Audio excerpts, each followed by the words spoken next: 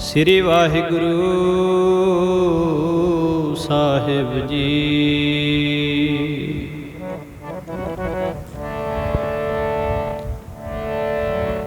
ਹਰ ਜਸ ਰੇ ਮਨਾ ਗਾਏ ਲੈ, ਜੋ ਸੰਗੀ ਹੈ ਤੇਰੋ। ਅਵਸਰ ਬੀਤਿਓ ਜਾਤ ਹੈ, ਕਹਿਓ ਮਾਨ ਲੈ ਮੇਰੋ।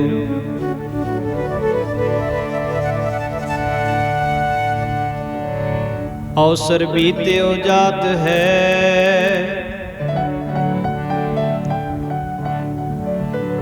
ਅਲਫ ਆਇਆ ਸੈਂ ਲਾਲ ਵਿਹਾਜਣੇ ਨੂੰ।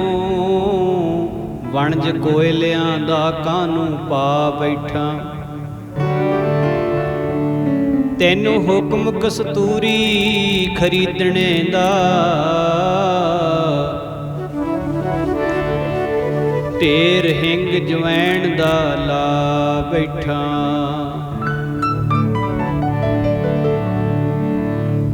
ਹੋ ਅਜੇ ਸੰਭਾਲ ਇਸ ਵਕਤ ਨੂੰ। ਹੋ ਅਜੇ ਸੰਭਾਲ ਇਸ ਵਕਤ ਨੂੰ, ਕਰ ਸਫਲੇ ਉਡੰਦਾ ਜਾਮਦਾ। ਇਹ ਠਹਿਰਨ ਜਾਚ ਨਾ ਜਾਣਦਾ, ਇਹ ਠਹਿਰਨ ਜਾਚ ਨਾ ਜਾਣਦਾ। ਲੰਘ ਗਿਆ ਨਾ ਮੁੜ ਕੇ ਆਮਦਾ।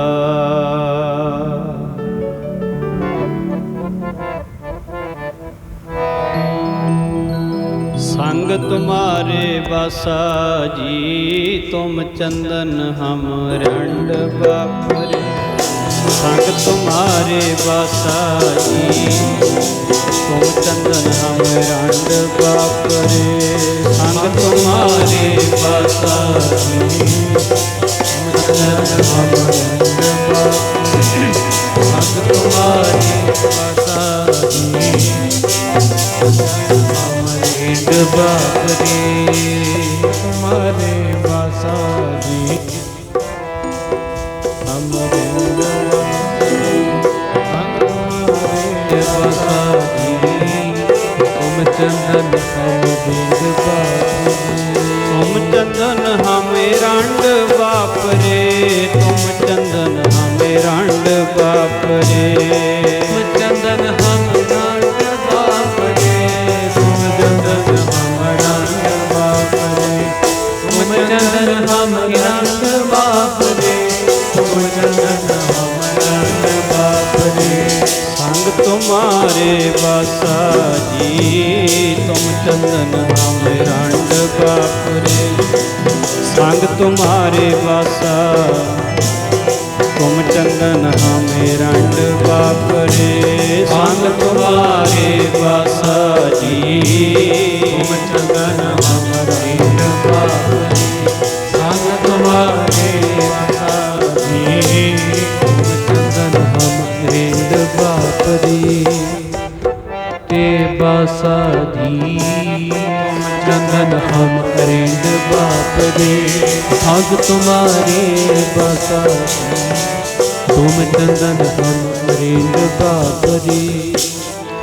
तुम चंदन हम रंड बापरे। संग तुम्हारे बासा, नीच रूख ते ऊंच भये हैं। गंध सुगंध निवासा, माधो सतसंगत शरण तुम्हारी। हम औगण तुम उपकारी रहाओ। तुम मखतूल सुपेद सपीयल, हम बपुरे जस कीरा। सतसंगत मिल रही है माधो, जैसे मधुप मखीरा। जाति ओछा पाती ओछा, ओछा जन्म हमारा। राजा राम की सेव ना कीनी, कह रविदास चमारा।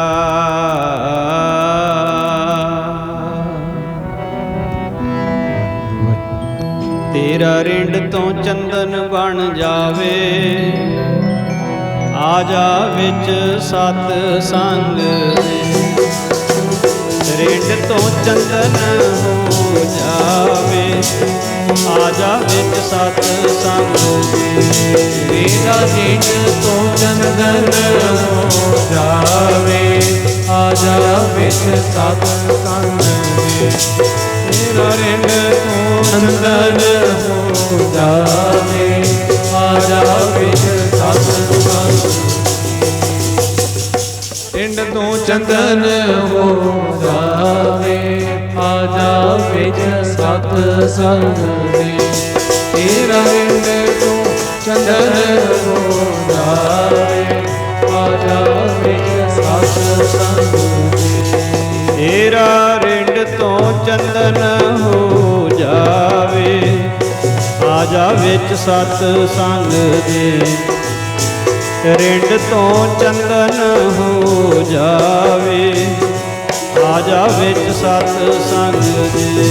ਤੇਰਾ ਰਿੰਡ ਤੋਂ ਚੰਦਨ ਹੋ ਜਾਵੇ, ਆ ਜਾ ਵਿੱਚ ਸਤ ਸੰਗ ਦੇ। ਤੇਰਾ ਰਿੰਡ ਤੋਂ ਚੰਦਨ ਹੋ ਜਾਵੇ, ਆ ਜਾ ਵਿੱਚ ਸਤ ਸੰਗ ਦੇ। ਤੇਰਾ ਰਿੰਡ ਤੋਂ ਚੰਦਨ ਹੋ ਜਾਵੇ, ਆ ਜਾ ਵਿੱਚ ਸਤ ਸੰਗ ਦੇ। ਤੇਰਾ ਰਿੰਡ ਤੋਂ ਚੰਦਨ ਹੋ ਜਾਵੇ, ਆ ਜਾ ਵਿੱਚ ਸਤ ਸੰਗ ਦੇ। ਪਰਮ ਸਤਿਕਾਰਯੋਗ ਸਤਿਗੁਰੂ ਜੀ ਦੀ ਸਾਜੀ ਅਤੇ ਨਵਾਜੀ ਹੋਈ ਸਾਧ ਸੰਗਤ ਜੀ, ਅਦਬ ਸਤਿਕਾਰ ਸਹਿਤ ਗੁਰਫਤਿਹ ਦੀ ਸਾਂਝ ਪਾਓ। ਆਖੋ ਜੀ ਵਾਹਿਗੁਰੂ ਜੀ ਕਾ ਖਾਲਸਾ, ਵਾਹਿਗੁਰੂ ਜੀ ਕੀ ਫਤਿਹ। ਤੁਮ ਚੰਦਨ ਹਮੇ ਰੰਡ ਵਾਪਰੇ ਸੰਗ ਤੁਮਾਰੇ ਬਾਸਾ। ਹੇ ਮਾਧੋ, ਹੇ ਵਾਹਿਗੁਰੂ, ਤੂੰ ਚੰਦਨ ਦੇ ਬੂਟੇ ਦੀ ਤਰ੍ਹਾਂ ਹੈ ਤੇ ਅਸੀਂ ਨਿਕੰਮੀ ਲੱਕੜ ਰਿੰਡ ਦੀ ਉਹਦੇ ਵਰਗੇ ਹਾਂ। ਪਰ ਤੇਰੀ ਮਿਹਰ ਹੋਈ, ਤੇਰੀ ਕਿਰਪਾ ਹੋਈ, ਸਾਨੂੰ ਤੇਰੇ ਚਰਨਾਂ ਵਿੱਚ ਬੈਠਣ ਦੀ ਥਾਂ ਮਿਲ ਗਈ।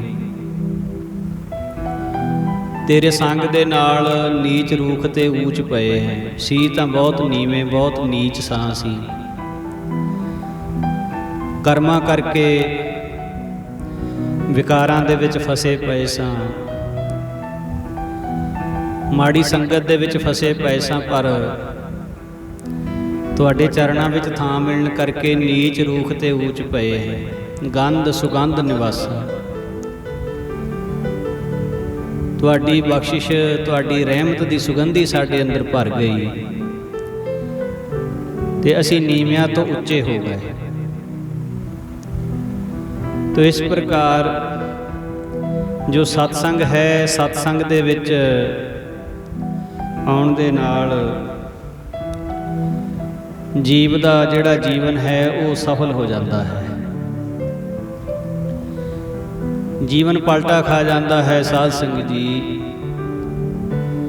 ਜੀਵਨ ਉਹੀ ਹੁੰਦਾ ਹੈ, ਔਗਣਾਂ ਦਾ ਭਰਿਆ ਹੋਇਆ ਜੀਵਨ।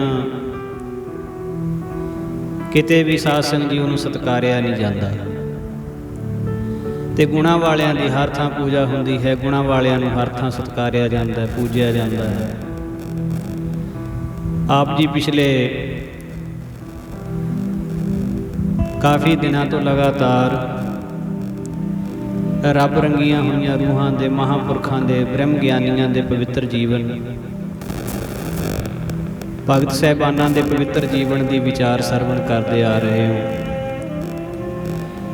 ਅੱਜ ਜਿਹੜੇ ਮਹਾਂਪੁਰਖਾਂ ਦੇ ਜੀਵਨ ਦੀ ਆਪਾਂ ਵਿਚਾਰ ਕਰਨੀ ਹੈ, ਉਹਨਾਂ ਦੇ ਮੁਖਾਰਬਿੰਦ ਤੋਂ ਉਚਾਰਨ ਹੋਈ ਬਾਣੀ ਵੀ ਸ੍ਰੀ ਗੁਰੂ ਗ੍ਰੰਥ ਸਾਹਿਬ ਮਹਾਰਾਜ ਵਿੱਚ ਦਰਜ ਹੈ। ਇਹ ਮਹਾਂਪੁਰਖ, ਇਹ ਭਗਤ ਜੀ ਮਹਾਰਾਜ ਬੰਗਾਲ ਦੇ ਇਲਾਕੇ ਦੇ ਵਿੱਚ ਹੋਏ ਨੇ। ਇਹਨਾਂ ਦਾ ਨਾਮ ਸੀ ਜੀ ਭਗਤ ਜੈਦੇਵ ਜੀ ਮਹਾਰਾਜ। ਭਾਈ ਗੁਰਦਾਸ ਸਾਹਿਬ ਜੀ ਨੇ ਭਗਤ ਜੈਦੇਵ ਜੀ ਦੇ ਬਾਰੇ ਬਹੁਤ ਸੁੰਦਰ ਤੇ ਬੜੇ ਪਿਆਰੇ ਬਚਨ ਲਿਖੇ ਨੇ। ਕਹਿੰਦੇ, ਪ੍ਰੇਮ ਭਗਤ ਜੈ ਦੇਓ ਕਰ ਗੀਤ ਗੋਬਿੰਦ ਸਹਿਜ ਧੁਨ ਗਾਵੇ। ਵੀ ਭਗਤ ਜੈਦੇਵ ਜੀ ਮਹਾਰਾਜ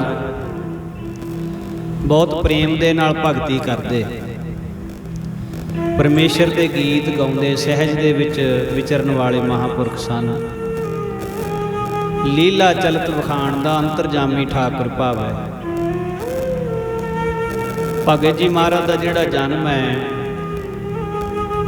ਕੇਂਦੂਲ ਪਰਗਣਾ ਬੀਰਭੂਮ ਬੰਗਾਲ ਦਾ ਇਲਾਕਾ। ਪਿਤਾ ਦਾ ਨਾਮ ਭੋਜਦੇਵ ਸੀ ਤੇ ਮਾਤਾ ਦਾ ਨਾਮ ਸੀ ਬਾਮ ਦੇਵੀ। ਇਹਨਾਂ ਦੇ ਪਿਤਾ ਜੀ ਕ੍ਰਿਸ਼ਨ ਭਗਤ ਸਨ। ਬਹੁਤ ਧਾਰਮਿਕ ਖਿਆਲਾਂ ਦਾ ਉਹਨਾਂ ਦਾ ਜੀਵਨ ਸੀ, ਸਤੋਗੁਣੀ ਜੀਵਨ ਸੀ, ਜਿਹਦਾ ਅਸਰ ਭਗਤ ਜੈਦੇਵ ਜੀ ਮਹਾਰਾਜ ਤੇ ਪੈਣਾ ਸੁਭਾਵਿਕ ਹੀ ਸੀ।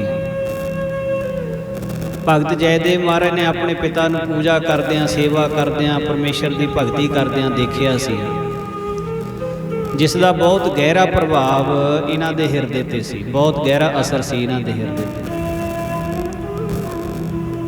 ਪਰਮੇਸ਼ਰ ਨੂੰ ਕੁਝ ਹੋਰ ਹੀ ਮਨਜ਼ੂਰ ਸੀ। ਪਹਿਲਾਂ ਭਗਤ ਜੈਦੇਵ ਜੀ ਦੇ ਪਿਤਾ ਜੀ ਚੜ੍ਹਾਈ ਕਰ ਗਏ, ਅਜੇ ਭਗਤ ਜੀ ਦੀ ਉਮਰ ਥੋੜ੍ਹੀ ਹੋਈ ਸੀ, ਬਚਪਨ ਹੀ ਸੀ। ਤੇ ਥੋੜ੍ਹੇ ਸਮੇਂ ਬਾਅਦ ਭਗਤ ਜੀ ਦੇ ਮਾਤਾ ਜੀ ਵੀ ਚੜ੍ਹਾਈ ਕਰ ਗਏ। ਮਾਤਾ ਪਿਤਾ ਜੀ ਬਚਪਨ ਦੇ ਵਿੱਚ ਹੀ ਸਾਥ ਛੱਡ ਗਏ ਤੇ ਭਗਤ ਜੈਦੇਵ ਜੀ ਅਨਾਥ ਹੋ ਗਏ। ਮਾਤਾ ਪਿਤਾ ਦਾ ਸਾਇਆ ਸਿਰ ਦੇ ਉੱਤੇ ਬਚਪਨ ਦੇ ਵਿੱਚ ਤਾਂ ਬਹੁਤਾ ਜ਼ਿਆਦਾ ਜ਼ਰੂਰੀ ਹੈ। ਜਿਹੜੇ ਬੱਚਿਆਂ ਦੀਆਂ ਮਾਵਾਂ ਜਾਂ ਜਿਹੜੇ ਬੱਚਿਆਂ ਦੇ ਪਿਤਾ ਉਹਨਾਂ ਦੇ ਨਿੱਕੀ ਉਮਰੇ ਛੱਡ ਕੇ ਚਲੇ ਜਾਂਦੇ ਨੇ, ਉਹਨਾਂ ਨੂੰ ਪੁੱਛਿਆ ਜਾਣੀਏ ਵੀ ਉਹਨਾਂ ਦਾ ਜੀਵਨ ਕਿੰਨਾ ਕੁ ਕਠਿਨਾਈਆਂ ਭਰਿਆ ਹੁੰਦਾ ਹੈ। ਉਹਨਾਂ ਦੇ ਜੀਵਨ ਨੂੰ ਸਮਝ ਸਕਣਾ, ਜਿਹੜਾ ਉਸ ਦੁੱਖ ਵਿੱਚੋਂ ਵਿਚਰਿਆ ਨਹੀਂ, ਲੰਘਿਆ ਨਹੀਂ ਹੈ, ਉਹਨੂੰ ਸਮਝ ਨਹੀਂ ਆ ਸਕਦੀ। ਤੋ ਸਾਧ ਸੰਗਤ ਜੀ, ਇੱਕ ਬੱਚੇ ਵਾਸਤੇ ਉਹਦੀ ਮਾਤਾ ਦਾ ਹੋਣਾ ਬਹੁਤ ਜ਼ਰੂਰੀ ਹੈ। ਪਰ ਭਗਤ ਜੀ ਮਹਾਰਾਜ ਦੇ ਪਿਤਾ ਜੀ ਵੀ ਤੇ ਮਾਤਾ ਜੀ ਵੀ ਬਚਪਨ ਵਿੱਚ ਹੀ ਚਲੇ ਗਏ।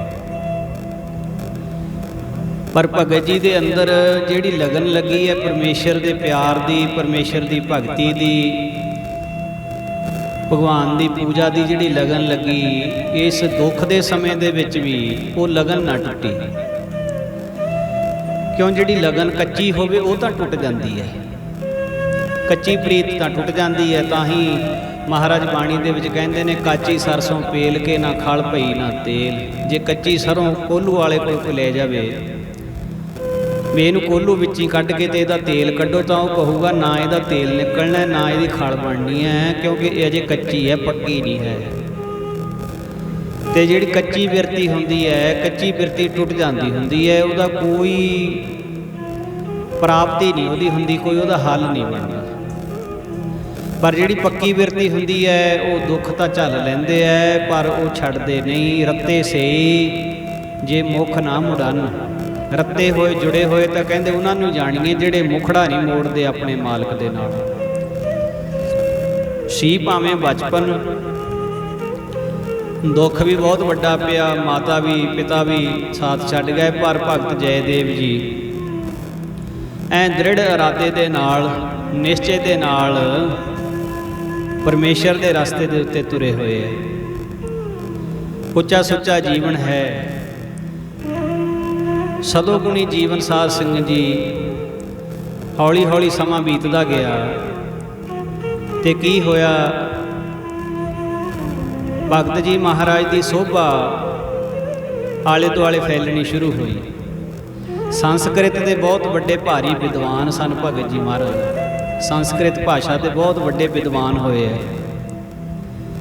ਭਗਤ ਜੀ ਦੀ ਪਵਿੱਤਰ ਬਾਣੀ ਵੀ ਜਦੋਂ ਸ੍ਰੀ ਗੁਰੂ ਗ੍ਰੰਥ ਸਾਹਿਬ ਮਹਾਰਾਜ ਵਿੱਚੋਂ ਪੜ੍ਹਦੇ ਹਾਂ ਸਾਧ ਸੰਗਤ ਜੀ, ਗੂਜਰੀ ਰਾਗ ਦੇ ਵਿੱਚ ਜਿਹੜਾ ਸ਼ਬਦ ਭਗਤ ਜੀ ਮਹਾਰਾਜ ਦਾ ਹੈ, ਗੂਜਰੀ ਦੇ ਰਾਗ ਦੇ ਵਿੱਚ ਸਾਧ ਸੰਗਤ ਮਹਾਰਾਜ ਜੀਆਂ ਦਾ ਜਿਹੜਾ ਉਚਾਰਨ ਕੀਤਾ ਹੋਇਆ ਪਦਾ, ਉਹਨੂੰ ਜੈਦੇਵ ਜੀਓ ਕਾ ਪਦਾ ਕਿਹਾ ਜਾਂਦਾ ਹੈ। ਜਦੋਂ ਕਿਸੇ ਥਾਂ ਪਾਠੀ ਸਿੰਘ, ਗ੍ਰੰਥੀ ਸਿੰਘ ਰੱਖਣ ਦੀ ਇੰਟਰਵਿਊ ਹੁੰਦੀ ਹੈ ਤਾਂ ਆਮ ਤੌਰ ਤੇ ਜਿਹੜੇ ਪਾਰਖੂ ਲੋਕ ਨੇ ਤੇ ਉਹ ਇਹ ਕਹਿੰਦੇ ਨੇ ਵੀ ਤੁਸੀਂ ਜੈਦੇਵ ਜੀ ਦਾ ਪਦਾ ਪੜ੍ਹ ਕੇ ਸੁਣਾ ਸਕਦੇ ਹੋ। ਤਾਂ ਉਸ ਵੇਲੇ ਜਿਹਨੇ ਸੰਥਿਆ ਨਹੀਂ ਕੀਤੀ ਹੋਈ ਉਹਦੇ ਵਾਸਤੇ ਜੈਦੇਵ ਜੀ ਦੀ ਬਾਣੀ ਪੜ੍ਹਨੀ ਬਹੁਤ ਔਖੀ ਹੋ ਜਾਂਦੀ ਹੈ। ਉੱਥੋਂ ਹੀ ਪਤਾ ਲੱਗ ਜਾਂਦਾ ਵੀ ਕੱਚਾ ਹੈ ਕਿ ਪੱਕਾ ਹੈ। ਤੋ ਜੈਦੇਵ ਜੀ ਮਹਾਰਾਜ ਦੀ ਬਾਣੀ ਜਿਹੜੀ ਹੈ ਬਹੁਤ ਵਿਦਵਾਨ ਸਨ ਸੰਸਕ੍ਰਿਤ ਦੇ, ਤੇ ਉਹ ਬਾਣੀ ਉਹਨਾਂ ਨੇ ਉਸ ਹਿਸਾਬ ਦੇ ਨਾਲ ਹੀ ਰਚੀ ਹੋਈ ਹੈ। ਤੇ ਹੁਣ ਬੰਗਾਲ ਦੇ ਇਲਾਕੇ ਦੇ ਵਿੱਚ ਭਗਤ ਜੀ ਦੀ ਵਿਦਵਤਾ ਦੇ, ਉਹਨਾਂ ਦੇ ਜੀਵਨ ਦੇ, ਉਹਨਾਂ ਦੀ ਨਿਮਰਤਾ ਦੇ ਚਰਚੇ ਹੁੰਦੇ ਆ। ਉੱਥੇ ਦਾ ਰਾਜਾ ਸੀ ਜੀ, ਰਾਜਾ ਲਛਮਣ ਸੈਣ। ਉਹ ਵਿਦਵਾਨਾਂ ਦਾ ਬੜਾ ਕਦਰਦਾਨ ਸੀ। ਉਹ ਵੀ ਆਪ ਵੀ ਬੜਾ ਵਿਦਵਾਨ ਸੀ, ਪੜ੍ਹਿਆ ਹੋਇਆ ਸੀ, ਸੋਝੀ ਵਾਲਾ ਸੀ, ਤੇ ਉਹ ਵਿਦਵਾਨਾਂ ਦੀ ਕਦਰ ਬੜੀ ਕਰਦਾ ਸੀ। ਉਹਨਾਂ ਨੂੰ ਪਤਾ ਲੱਗਿਆ, ਰਾਜਾ ਲਛਮਣ ਸੈਣ ਨੂੰ ਪਤਾ ਲੱਗਿਆ ਭਗਤ ਜੈਦੇਵ ਜੀ ਮਹਾਰਾਜ ਬਾਰੇ। ਜਦ ਪਤਾ ਲੱਗਿਆ ਤਾਂ ਉਹਨਾਂ ਨੇ ਇੱਕਦਮ ਆਪਣੇ ਸਿਪਾਹੀਆਂ ਨੂੰ, ਪਹਿਰੇਦਾਰਾਂ ਨੂੰ ਕਹਿਣਾ ਕੀਤਾ ਵੀ ਪਤਾ ਕਰੋ ਜੈਦੇਵ ਜੀ ਕਿੱਥੇ ਰਹਿੰਦੇ ਆ। ਭਗਤ ਜੀ ਮਹਾਰਾਜ ਬਾਰੇ ਸਾਰਾ ਹੀ ਪਤਾ ਖਬਰਸਾਰ ਲੈ ਕੇ ਤੇ ਜਦੋਂ ਰਾਜੇ ਨੂੰ ਆਣ ਕੇ ਦੱਸਣਾ ਕੀਤਾ ਵੀ ਆਪਣੀ ਜ਼ਿੰਦਗੀ ਦੇ ਵਿੱਚ ਬਹੁਤ ਕਠਿਨਾਈਆਂ, ਬਹੁਤ ਔਕੜਾਂ ਝੱਲੀਆਂ ਨੇ ਭਗਤ ਜੀ ਨੇ, ਪਰ ਧਰਮ ਦੇ ਰਸਤੇ ਦੇ ਉੱਤੇ ਬਹੁਤ ਪਰਪੱਕਤਾ ਦੇ ਨਾਲ ਤੁਰੇ। ਰਾਜਾ ਲਛਮਣ ਸੈਣ ਦੇ ਮਨ ਦੇ ਵਿੱਚ ਭਗਤ ਜੀ ਨੂੰ ਮਿਲਣ ਦੀ ਤਾਂਘ ਪੈਦਾ ਹੋਈ ਵੀ ਮੈਂ ਦਰਸ਼ਨ ਕਰਨੇ ਆ। ਦਰਸ਼ਨ ਕਰਨ ਦੀ ਇੱਛਾ ਪੈਦਾ ਹੋਈ ਤੇ ਸਾਧ ਸੰਗਤ ਜੀ ਰਾਜਾ ਭਗਤ ਜੀ ਦੇ ਦਰਸ਼ਨ ਕਰਨ ਗਿਆ। ਵਿਚਾਰ ਚਰਚਾ ਹੋਈ ਤੇ ਬੇਨਤੀ ਕੀਤੀ, ਭਗਤ ਜੀ ਤੁਹਾਡੇ ਵਰਗੇ ਵਿਦਵਾਨਾਂ ਦੇ ਸਾਡੇ ਰਾਜ ਨੂੰ ਬਹੁਤ ਲੋੜ ਹੈ। ਤੁਹਾਡੇ ਵਰਗੇ ਵਿਦਵਾਨ ਹੋਣੇ ਚਾਹੀਦੇ ਨੇ ਜਿਨ੍ਹਾਂ ਤੋਂ ਗਾਂ ਗਿਆਨ ਦਾ ਪ੍ਰਕਾਸ਼ ਵੰਡਿਆ ਜਾਵੇ। ਤੁਸੀਂ ਕਿਰਪਾ ਕਰੋ ਮੇਰੇ ਰਾਜ ਦੇ ਵਿੱਚ ਆ ਕੇ ਰਾਜ ਕਵੀ ਦਾ ਦਰਜਾ ਪ੍ਰਾਪਤ ਕਰੋ। ਤੁਹਾਡੇ ਵਰਗਾ ਵਿਦਵਾਨ ਲੱਭਣਾ ਬੜਾ ਔਖਾ ਹੈ। ਭਗਤ ਜੀ ਮਹਾਰਾਜ ਨੂੰ ਬੇਸ਼ੱਕ ਕੋਈ ਵੀ ਇਸ ਚੀਜ਼ ਦੀ ਇੱਛਾ ਨਹੀਂ ਸੀ ਵੀ ਮੈਂ ਰਾਜ ਕਵੀ ਬਣ ਜਾਵਾਂ, ਰਾਜ ਦਰਬਾਰ ਵਿੱਚ ਮੇਰੀ ਪੁੱਛ ਪੜਤਾਲ ਹੋਵੇ, ਰਾਜੇ ਤਾਈਂ ਮੇਰੀ ਪਹੁੰਚ ਹੋਵੇ, ਪਰ ਫਿਰ ਵੀ ਇਸ ਚੀਜ਼ ਦੇ ਨਾਲ ਕਈਆਂ ਦਾ ਭਲਾ ਹੋਣਾ ਸੀ। ਇਸ ਕਰਕੇ ਭਗਤ ਜੀ ਮਹਾਰਾਜ ਨੇ ਰਾਜੇ ਦੀ ਬੇਨਤੀ ਨੂੰ ਸਵੀਕਾਰ ਕਰ ਲਿਆ ਤੇ ਰਾਜਾ ਲਛਮਣ ਸੈਣ ਦੇ ਦਰਬਾਰ ਦੇ ਵਿੱਚ ਰਾਜ ਕਵੀ ਦੇ ਅਹੁਦੇ ਦੇ ਉੱਤੇ ਆਣ ਕੇ ਸੱਜ ਗਏ। ਹਰ ਰੋਜ਼ ਦਰਬਾਰ ਦੇ ਅੰਦਰ ਬ੍ਰਹਮ ਦੀ ਵਿਚਾਰ ਹੋਣੀ, ਪਰਮੇਸ਼ਰ ਦੀਆਂ ਕਥਾ ਕਹਾਣੀਆਂ ਹੋਣੀਆਂ। ਤੇ ਰਾਜਾ ਲਛਮਣ ਸੈਣ ਭਗਤ ਜੀ ਨੂੰ ਇੱਕ ਦਿਨ ਪੁੱਛਦਾ ਵੀ ਤੁਹਾਡੇ ਮਨ ਦੇ ਵਿੱਚ ਵੀ ਕੋਈ ਇੱਛਾ ਹੈ, ਤੁਹਾਡੇ ਮਨ ਦੀ ਵੀ ਕੋਈ ਖਾਹਿਸ਼ ਹੈ, ਜਿਵੇਂ ਬਾਕੀ ਦੁਨੀਆਦਾਰਾਂ ਦੇ ਮਨਾਂ ਦੇ ਵਿੱਚ ਖਾਹਿਸ਼ਾਤਾਂ ਹੁੰਦੀਆਂ ਨੇ ਵੀ ਇੱਦਾਂ ਹੋ ਜਾਏ, ਇੱਦਾਂ ਹੋ ਜਾਏ, ਬੜੀਆਂ ਅੰਦਰ ਇੱਛਾਵਾਂ ਹੁੰਦੀਆਂ ਨੇ, ਤੁਹਾਡੇ ਮਨ ਵਿੱਚ ਵੀ ਕੋਈ ਇੱਛਾ ਹੈ? ਭਗਤ ਜੀ ਮਹਾਰਾਜ ਕਹਿੰਦੇ ਹਾਂ ਮੇਰੇ ਮਨ ਵਿੱਚ ਵੀ ਇੱਕ ਇੱਛਾ ਹੈ। ਕਹਿੰਦੇ ਭਗਤ ਜੀ ਤੁਹਾਡੇ ਮਨ ਵਿੱਚ ਕੀ ਇੱਛਾ ਹੈ? ਕਹਿੰਦੇ ਮੇਰੇ ਮਨ ਵਿੱਚ ਇਹ ਇੱਛਾ ਹੈ ਵੀ ਮੈਨੂੰ ਪਰਮਾਤਮਾ ਦੀ ਕਦੇ ਯਾਦ ਨਾ ਭੁੱਲੇ, ਮੈਂ ਹਮੇਸ਼ਾ ਪਰਮਾਤਮਾ ਦਾ ਨਾਮ ਜਪਦਾ ਰਹਾਂ, ਪਰਮਾਤਮਾ ਦੀ ਯਾਦ ਨਾ ਕਦੇ ਵੀ ਭੁੱਲੇ ਮੇਰੇ ਤੇ, ਇਹ ਕਿਰਪਾ ਬਣੀ ਰਹੇ। ਮੈਂ ਤੇ ਹਰ ਵੇਲੇ ਇਹੋ ਹੀ ਅਰਦਾਸ ਕਰਦਾ ਹਾਂ, ਹੇ ਭਗਵਾਨ, ਹੇ ਪਰਮੇਸ਼ਰ, ਕਦੇ ਭੁੱਲਾਂ ਨਾ ਤੇਰੀ ਯਾਦ ਪਿਆਰਿਆ, ਕਦੇ ਭੁੱਲਾਂ ਨਾ ਤੇਰੀ ਯਾਦ ਪਿਆਰਿਆ, ਕਦੇ ਭੁੱਲਾਂ ਨਾ ਤੇਰੀ ਯਾਦ ਪਿਆਰਿਆ, ਕਦੇ ਭੁੱਲਾਂ ਨਾ ਤੇਰੀ ਯਾਦ ਪਿਆਰਿਆ, ਕਦੇ ਤੇਰੀ ਯਾਦ ਪਿਆਰਿਆ, ਕਦੇ ਭੁੱਲਾਂ ਨਾ ਤੇਰੀ ਯਾਦ ਪਿਆਰਿਆ, ਰਹੇ ਵੱਜਦੀ ਤੇਰੀ ਤਾਰ ਪਿਆਰਿਆ, ਰਹੇ ਵੱਜਦੀ ਤੇਰੀ ਤਾਰ ਪਿਆਰਿਆ, ਰਹੇ ਵੱਜਦੀ ਤੇਰੀ ਤਾਰ ਪਿਆਰਿਆ, ਰਹੇ ਵੱਜਦੀ ਤੇਰੀ ਤਾਰ ਪਿਆਰਿਆ, ਰਹੇ ਵੱਜਦੀ ਤੇਰੀ ਤਾਰ ਪਿਆਰਿਆ ਰਹੇ ਵੱਜਦੀ ਤੇਰੀ ਤਾਰ ਪਿਆਰਿਆ ਕਦੇ ਭੁੱਲਾਂ ਨਾ ਤੇਰੀ ਯਾਦ ਪਿਆਰਿਆ ਕਦੇ ਭੁੱਲਾਂ ਨਾ ਤੇਰੀ ਯਾਦ ਪਿਆਰਿਆ ਭੁੱਲਾਂ ਨਾ ਤੇਰੀ ਯਾਦ ਪਿਆਰਿਆ ਕਦੇ ਭੁੱਲਾਂ ਨਾ ਤੇਰੀ ਯਾਦ ਪਿਆਰਿਆ ਕਦੇ ਭੁੱਲਾਂ ਨਾ ਤੇਰੀ ਯਾਦ ਪਿਆਰਿਆ ਕਦੇ ਭੁੱਲਾਂ ਨਾ ਤੇਰੀ ਯਾਦ ਪਿਆਰਿਆ। ਕਹਿੰਦੇ ਮੇਰੇ ਤੇ ਮਨ ਦੇ ਵਿੱਚ ਇੱਕੋ ਇੱਛਾ ਹੈ ਵੀ ਮੈਨੂੰ ਪ੍ਰਮਾਤਮਾ ਕਦੇ ਭੁੱਲੇ ਨਾ, ਪ੍ਰਮਾਤਮਾ ਦੀ ਯਾਦ ਨਾ ਮੈਨੂੰ ਕਦੇ ਵਿਸਰੇ, ਬਸ ਮੈਨੂੰ ਤਾਂ ਇਹੀ ਚਾਹੀਦਾ। ਤੇ ਸਾਧ ਸੰਗਤ ਜੀ, ਰਾਜਾ ਇਸ ਵਚਨ ਤੋਂ ਬਹੁਤ ਪ੍ਰਭਾਵਿਤ ਹੈ। ਰਾਜਾ ਬਹੁਤ ਸਤਿਕਾਰ ਕਰਦਾ ਹੈ ਭਗਤ ਜੀ ਮਹਾਰਾਜ ਦਾ, ਪਰ ਰੱਬ ਦੇ ਪਿਆਰਿਆਂ ਦੀ ਜਿਹੜੀ ਚਾਲੀ ਹੁੰਦੀ ਹੈ, ਭਗਤਾਂ ਕੀ ਚਾਲ ਨਿਰਾਲੀ। ਉਹਨਾਂ ਨੂੰ ਕੋਈ ਵੀ ਸੁੱਖ, ਕੋਈ ਵੀ ਮਾਣ ਵਡਿਆਈ ਬੰਨ੍ਹ ਕੇ ਨਹੀਂ ਰੱਖ ਸਕਦੀ। ਤੇ ਹੁਣ ਭਗਤ ਜੀ ਦੇ ਅੰਦਰ ਤਾਂ ਜਿਹੜਾ ਪਰਮੇਸ਼ਰ ਦੇ ਮਿਲਾਪ ਦਾ ਤੇ ਪਰਮੇਸ਼ਰ ਦੀ ਯਾਦ ਦਾ ਪਿਆਰ ਹੈ, ਉਹ ਵਸਿਆ ਹੋਇਆ। ਇੱਕ ਦਿਨ ਬੈਠਿਆਂ ਬੈਠਿਆਂ ਭਗਤ ਜੀ ਦੇ ਅੰਦਰ ਇੰਨਾ ਵਿਰਾਗ ਆਇਆ, ਕਹਿੰਦੇ ਵੀ ਮੈਂ ਤਾਂ ਪਰਮੇਸ਼ਰ ਦੇ ਮਿਲਣ ਵਾਸਤੇ ਭਗਤੀ ਕਰਦਾ ਸੀ, ਪਰ ਆ ਮੈਂ ਹੁਣ ਰਾਜ ਦੇ ਅੰਦਰ ਆ ਕੇ ਰਾਜਸੀ ਸੁੱਖਾਂ ਦੇ ਵਿੱਚ ਪੈ ਗਿਆ। ਇੱਥੇ ਤਰ੍ਹਾਂ ਤਰ੍ਹਾਂ ਦੇ ਪਕਵਾਨ ਬਣਦੇ ਐ, ਤਰ੍ਹਾਂ ਤਰ੍ਹਾਂ ਦੇ ਭੋਜਨ ਲਿਆ ਕੇ ਛਕਾਏ ਜਾਂਦੇ ਐ, ਸੇਵਾ ਕੀਤੀ ਜਾਂਦੀ ਹੈ। ਅੱਗੇ ਜਿੰਨਾ ਮੇਰਾ ਅਭਿਆਸ ਨਹੀਂ ਰਿਹਾ, ਅੱਗੇ ਜਿੰਨੀ ਮੇਰੀ ਬੈਠਕ ਨਹੀਂ ਰਹੀ, ਮੈਨੂੰ ਇੱਦਾਂ ਲੱਗਦਾ ਹੈ ਵੀ ਜੇ ਮੈਂ ਹੋਰ ਕੁਝ ਸਮਾਂ ਇੱਥੇ ਰਿਹਾ ਤੇ ਮੇਰਾ ਜਿੰਨਾ ਕੁ ਨੇਮ ਰਹਿੰਦਾ ਇਹ ਵੀ ਟੁੱਟ ਜਾਣਾ ਹੈ। ਮੈਂ ਤਾਂ ਬਿਲਕੁਲ ਹੀ ਉਤਰਾਈ ਵਾਲੇ ਪਾਸੇ ਨੂੰ ਤੁਰ ਪਿਆ। ਆਪਣੇ ਅੰਦਰੋਂ ਅੰਦਰ ਹੀ ਪਛਤਾਉਂਦੇ ਨੇ, ਬਹੁਤ ਵਿਰਾਗ ਆ ਗਿਆ ਮਨ ਦੇ ਵਿੱਚ। ਹੁਣ ਵਿਚਾਰ ਕਰਦੇ ਨੇ ਵੀ ਜੇ ਮੈਂ ਰਾਜਾ ਲਛਮਣ ਸੈਣ ਨੂੰ ਕਿਹਾ ਵੀ ਤੂੰ ਮੈਨੂੰ ਛੁੱਟੀ ਦੇ ਦੇ, ਮੈਂ ਜਾਣਾ ਚਾਹੁੰਦਾ, ਤਾਂ ਉਹਨੇ ਜਾਣ ਨਹੀਂ ਦੇਣਾ, ਕਿਉਂਕਿ ਉਹਦਾ ਪ੍ਰੇਮ ਬਹੁਤ ਹੈ। ਉਹ ਸਿਰਫ ਇੱਕ ਰਾਜ ਕਵੀ ਕਰਕੇ ਸਤਿਕਾਰ ਨਹੀਂ ਕਰਦਾ, ਉਹਦੇ ਹਿਰਦੇ ਦੇ ਅੰਦਰ ਭਗਤ ਜੀ ਮਹਾਰਾਜ ਦਾ ਬਹੁਤ ਵੱਡਾ ਸਤਿਕਾਰ।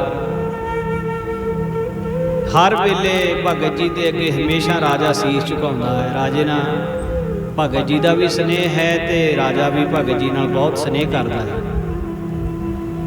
ਜੇ ਰਾਜੇ ਨਾਲ ਵਿਚਾਰ ਕੀਤੀ ਛੱਡ ਕੇ ਜਾਣ ਦੀ ਤਾਂ ਰਾਜਾ ਵਿਰਾਗ ਕਰੇਗਾ, ਜਾਣ ਨਹੀਂ ਦੇਵੇਗਾ। ਤੇ ਹੋ ਸਕਦਾ ਰਾਜੇ ਦਾ ਪ੍ਰੇਮ ਤੇ ਰਾਜੇ ਦਾ ਵਿਰਾਗ ਸਾਡੇ ਰਾਹ 'ਚ ਅੜਿੱਕਾ ਬਣ ਜਾਵੇ ਤੇ ਅਸੀਂ ਨਾ ਜਾਈਏ।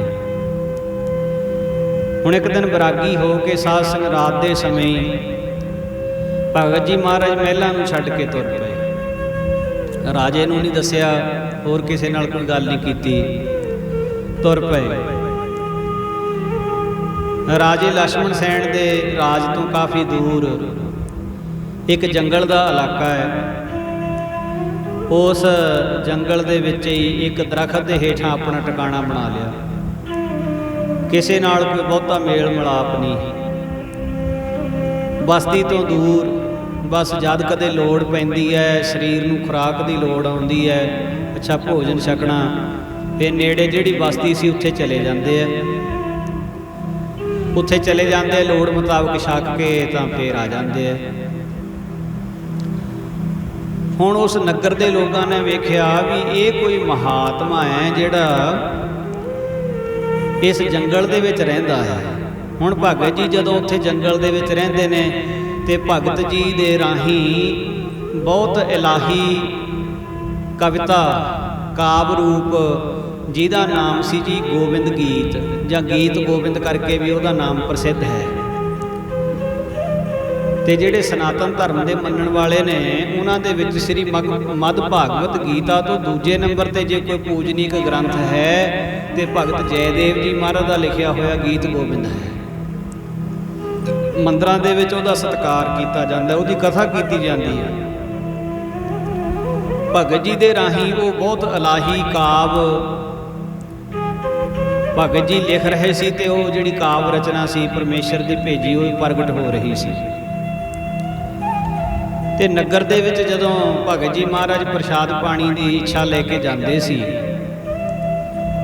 ਉਹਨਾਂ ਦਾ ਤੇਜਸਵੀ ਚਿਹਰਾ ਵੇਖ ਕੇ ਕਈ ਵਾਰੀ ਨਾ ਪ੍ਰੇਮੀ ਜਨ ਭਗਤ ਜੀ ਨੂੰ ਕਹਿੰਦੇ, ਜੀ ਹੇ ਭਗਤ ਜੀ ਮਹਾਰਾਜ, ਕਿਰਪਾ ਕਰਕੇ ਸਾਨੂੰ ਕੋਈ ਰੱਬ ਦੀ ਗੱਲ ਸੁਣਾਓ।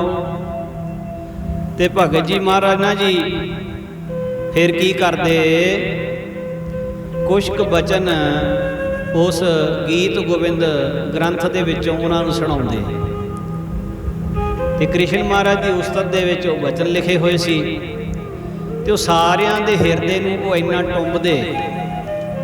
ਹੌਲੀ ਹੌਲੀ ਕਰਕੇ ਕੁਝ ਪ੍ਰੇਮੀ ਜੰਗਲ ਦੇ ਵਿੱਚ ਇਹਨਾਂ ਦਾ ਜਿੱਥੇ ਆਸਣ ਸੀ ਇੱਥੇ ਆਉਣ ਲੱਗ ਪਏ, ਸੇਵਾ ਕਰਨ ਲੱਗ ਪਏ, ਪ੍ਰਭਤਾ ਵਧਣੀ ਸ਼ੁਰੂ ਹੋ ਗਈ।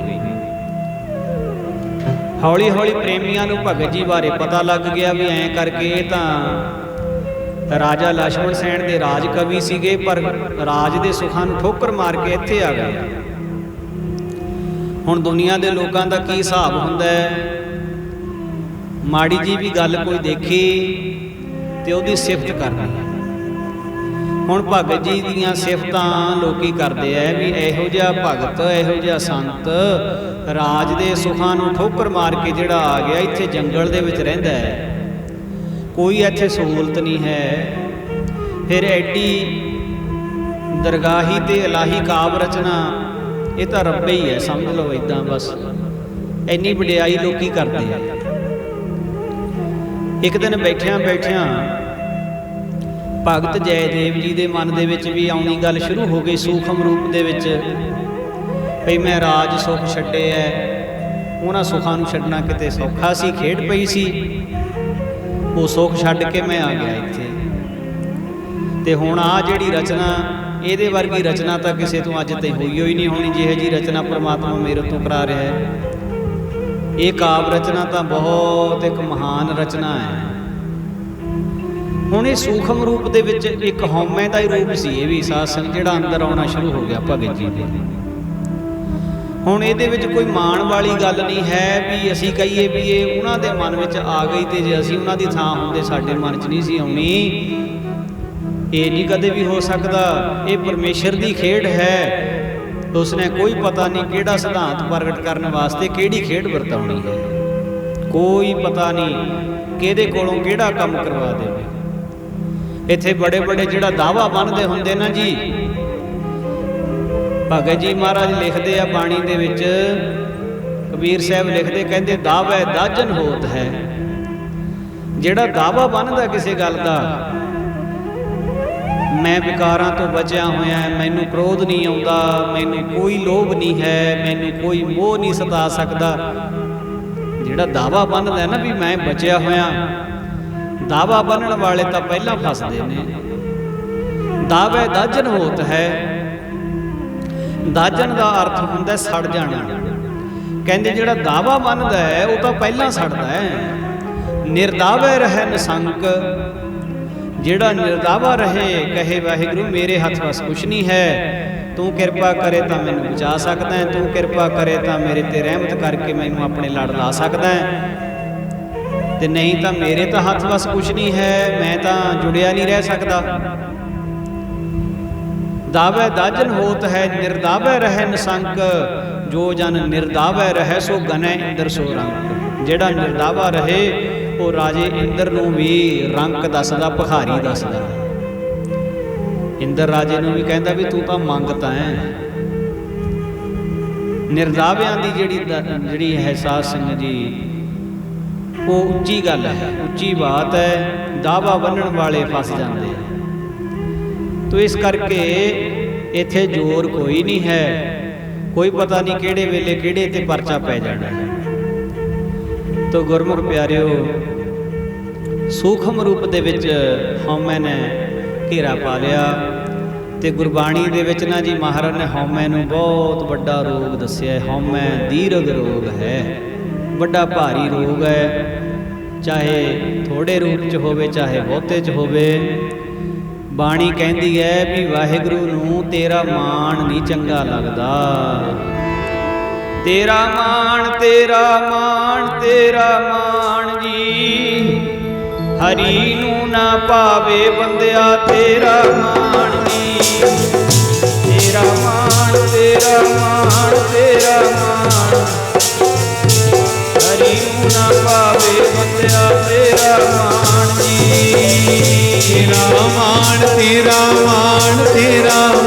ਮਾਣ ਜੀ। ਹਰੀ ਨੂੰ ਨਾ ਪਾਵੇ ਬੰਦਿਆ ਤੇਰਾ ਮਾਣ ਜੀ। ਤੇਰਾ ਮਾਣ, ਤੇਰਾ ਮਾਣ, ਤੇਰਾ ਮਾਣ ਜੀ। ਹਰੀ ਨੂੰ ਨਾ ਪਾਵੇ ਬੰਦਿਆ ਤੇਰਾ ਮਾਣ ਜੀ। ਤੇਰਾ ਮਾਣ, ਤੇਰਾ ਮਾਣ, ਤੇਰਾ ਮਾਣ ਜੀ। ਹਰੀ ਨੂੰ ਨਾ ਪਾਵੇ ਬੰਦਿਆ ਤੇਰਾ ਮਾਣ ਜੀ। ਤੇਰਾ ਮਾਣ, ਤੇਰਾ ਮਾਣ, ਤੇਰਾ ਮਾਣ ਜੀ। ਹਰੀ ਨੂੰ ਨਾ ਪਾਵੇ ਬੰਦਿਆ ਤੇਰਾ ਮਾਣ ਜੀ। ਹਰੀ ਨੂੰ ਨਾ ਪਾਵੇ ਬੰਦਿਆ ਤੇਰਾ ਮਾਣ ਜੀ। ਹਰੀ ਨੂੰ ਨਾ ਪਾਵੇ ਬੰਦਿਆ ਤੇਰਾ ਮਾਣ ਜੀ। ਹਰੀ ਨੂੰ ਨਾ ਪਾਵੇ ਬੰਦਿਆ ਤੇਰਾ ਮਾਣ ਜੀ। ਹਰੀ ਨੂੰ ਨਾ ਪਾਵੇ ਬੰਦਿਆ ਤੇਰਾ ਮਾਣ ਜੀ। ਹਰੀ ਨੂੰ ਨਾ ਪਾਵੇ ਬੰਦਿਆ ਤੇਰਾ ਮਾਣ ਜੀ। ਹਰੀ ਨੂੰ ਨਾ ਪਾਵੇ ਬੰਦਿਆ ਤੇਰਾ ਮਾਣ ਜੀ। ਤੇਰਾ ਮਾਣ, ਤੇਰਾ ਮਾਣ, ਤੇਰਾ ਮਾਣ ਜੀ। ਹਰੀ ਨੂੰ ਨਾ ਪਾਵੇ ਬੰਦਿਆ ਤੇਰਾ ਮਾਣ ਜੀ। ਤੇਰਾ ਮਾਣ, ਤੇਰਾ ਮਾਣ, ਤੇਰਾ ਮਾਣ ਜੀ। ਹਰੀ ਨੂੰ ਨਾ ਪਾਵੇ ਬੰਦਿਆ ਤੇਰਾ ਮਾਣ ਜੀ। ਤੇਰਾ ਮਾਣ, ਤੇਰਾ ਮਾਣ, ਤੇਰਾ ਮਾਣ ਜੀ। ਹਰੀ ਨੂੰ ਨਾ ਪਾਵੇ ਬੰਦਿਆ ਤੇਰਾ ਮਾਣ ਜੀ। ਵਾਹਿਗੁਰੂ ਨੂੰ ਮਾਣ ਨਹੀਂ ਚੰਗਾ ਲੱਗਦਾ। ਮਾਨ ਮੁਨੀ ਮੁਨਵਰ ਗਲੇ ਮਾਨ ਸਭੈ ਕੋ ਖਾਏ। ਮਾਨ ਮੁਨੀ ਮੁਨਵਰ ਗਲੇ ਮਾਨ ਸਭੈ ਕੋ ਖਾਏ। ਜਿਹੜਾ ਮਾਣ ਹੈ ਉਹ ਵੱਡਿਆਂ ਵੱਡਿਆਂ ਨੂੰ ਖਤਮ ਕਰ ਦਿੰਦਾ ਹੈ। ਵੱਡਿਆਂ ਵੱਡਿਆਂ ਦੀ ਕੀਤੀ ਜਿਹੜੀ ਹੈ ਉਹ ਮਿੱਟੀ ਵਿੱਚ ਮਿਲ ਜਾਂਦੀ ਹੈ ਸਾਧ ਸੰਗਤ ਜੀ। ਸੋ ਇਸ ਪ੍ਰਕਾਰ ਹੁਣ ਭਗਤ ਜੀ ਦੇ ਹਿਰਦੇ ਵਿੱਚ ਇਹ ਸੂਖਮ ਰੂਪ ਦੇ ਵਿੱਚ ਹਉਮੈ ਆਉਣੀ ਸ਼ੁਰੂ ਹੋ ਗਈ। ਹਉਮੈ ਆਉਣੀ ਸ਼ੁਰੂ ਹੋ ਗਈ ਤੇ ਇੱਕ ਦਿਨ ਕੀ ਹੋਇਆ, ਇਹ ਭਗਤ ਜੀ ਮਹਾਰਾਜ ਗੀਤ ਗੋਬਿੰਦ ਪੁਸਤਕ ਜਿਵੇਂ ਅੱਗੇ ਸ਼ਲੋਕ ਰਚਦੇ ਸੀ, ਰਚ ਰਹੇ ਸੀ ਕਿ ਅਚਾਨਕ ਇੱਕ ਸ਼ਲੋਕ ਲਿਖਦੇ ਲਿਖਦੇ ਰੁਕ ਗਏ ਤੇ ਇੱਕ ਵੀ ਅੱਖਰ ਨਾ ਅੱਗੇ ਆਉੜਦਾ। ਪਤਾ ਹੀ ਨਹੀਂ ਸੀ ਲੱਗ ਰਿਹਾ ਵੀ ਕੀ ਕਹਿਣਾ ਹੈ, ਪਤਾ ਹੀ ਨਹੀਂ ਸੀ ਲੱਗ ਰਿਹਾ। ਤੋ ਇਸ ਪ੍ਰਕਾਰ ਸਾਧ ਸੰਗਤ ਸਾਰਾ ਦਿਨ ਬੈਠੇ ਰਹੇ ਕਲਮ ਪਕੜ ਕੇ, ਪੰਕਤੀ ਪੂਰੀ ਹੋਣ ਚ ਨਾ ਆਵੇ, ਸਾਰਾ ਦਿਨ ਬੈਠੇ ਰਹੇ।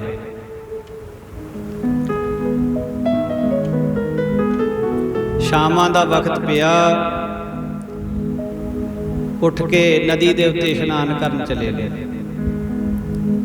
ਜਦ ਮੁੜ ਕੇ ਆਏ ਇਸ਼ਨਾਨ ਕਰਕੇ ਕੀ ਦੇਖਦੇ ਨੇ